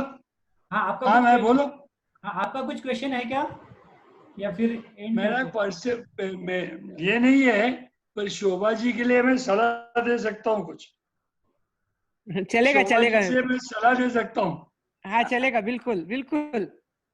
एक तो ऐसा है, डायबिटीज के लिए राधादेव के पास कुछ दवाई है, उसका शुगर एकदम 110 पे आ गया है, आप उससे करके देखो। सर मेरे को दमा है। अस्थमा का जो हाँ अस्थमा का भी बोलता हूँ, अब डायबिटीज भी है आपको और दमा भी है। इंसुलिन का बोले ना आप, इंसुलिन का। नहीं मैंने अच्छा ठीक है। नड्डा जी ने बोला था। एनीवे हाँ, एक तो वो भी है, और दूसरा दमा के लिए आप थोड़ा रेगुलर ब्रीदिंग करो। अच्छा, धीरे धीरे आप ब्रीदिंग करने का अभ्यास करो, ब्रीदिंग स्ट्रेंथ करो, और इनका जो ब्रीदिंग का जो भी ये लोग सजेस्ट करते हैं वो चीज के हिसाब से आप, और दूसरा बफारा लो। अभी फिलहाल मैं रोज बफारा लेता हूँ, रोज शाम को बफारा लेता हूँ और सुबह कुल्ला करता हूँ। तो कोई भी किसी का भी मेरे के ऊपर अगर आ गया तो मेरे चेस्ट पे जाता नहीं है वो, मैं परफेक्ट एकदम, मैं किसी कहीं जाने को डरता नहीं, कुछ करता। मैं ऑफिस रेगुलर जाता हूँ, सब करता हूँ एट दिस एज। ये फर्क पड़ेगा, ये तो आप ट्राई करिए। और मैं अगर आपको इसको हो तो मैं आपसे कम्युनिकेट करके मैं आपको बता दूंगा इसको कैसे इम्प्रूवमेंट। मैं 3 बार स्टीम तो लेती हूँ, 3 बार तो स्टीम लेती हूँ, पर वो कोई स्टीम तो बराबर पक्का 3 बार लेती हूँ। आप ब्रीदिंग प्राणायाम का अभ्यास करो। बिल्कुल बिल्कुल प्राणायाम का अभ्यास करो। बिल्कुल बिल्कुल। हाँ, और क्या एक दिन में नहीं होगा, ये धीरे धीरे करके होगा। ठीक, धीरे धीरे करके ठीक होगा, पर ये ठीक होगा। अच्छी बात है। अस्थमा की बीमारी नहीं है। हाँ नहीं अब की बारी हो। चलो मेरे ख्याल से अभी सबके सवाल हो गए होंगे। बहुत सर, बहुत जबरदस्त दिया, बहुत अच्छा हुआ। सर अभी हमारे भाभी कनक भाभी आपको कुछ कहना है तो कह दीजिए, या फिर मुझे परमिशन दीजिए एंड करने के लिए। नहीं भैया एंड कर दीजिए। सर एंड कर दे अभी। श्योर। आपका सिर्फ मोबाइल नंबर बोलिए, क्योंकि मुझे मैक्सिमम लोगों ने पूछा है सर का मोबाइल नंबर चाहिए, तो मैं चैट बॉक्स में लिख देता हूँ। ठीक है लिख भैया। हाँ लिख लीजिए। सर हाँ आपका एड्रेस, हाँ बोलिए। एड्रेस और मोबाइल नंबर सब डिटेल ही दे दीजिए सर एक बार। सर एक बार व्हाट्सएप कर दो, व्हाट्सएप सबको। हाँ हम सब तरफ व्हाट्सएप कर देंगे। अभी मैं नोट डाउन कर लेता हूँ सर से। हाँ अभी ले लो व्हाट्सएप, क्योंकि ठीक अभी है। किसी के पास लिखने को है नहीं है, व्हाट्सएप कर दो, वो ज्यादा बेटर रहेगा। यस आंटी सर बोलिए। हाँ ठीक है। तो सर सिर्फ आपका नंबर बोलिए मोबाइल, बाकी मैं आपसे ले लूंगा बाद में। हाँ 9860 430 247। ओके चलेगा सर। 9860 430 247। कब करना सर आपको फोन, कब करना? सुबह में 11 से 2 के बीच में कर सकते हैं। हाँ पर उठा सुबह 11 से 2 पर हाँ जरूर वो टाइम पे उठाता हूँ मैं। Thank you sir. Bajrang ji Nawandar आप हो लाइन पे? ठीक है। भाभी आपका परमिशन है तो मैं क्लोज करता हूँ session. Sir thank you so much, मैं आपको कॉल करता हूँ। Yes thank you very much. Okay बहुत सुंदर हुआ, बहुत सुंदर हुआ। Thank you very much.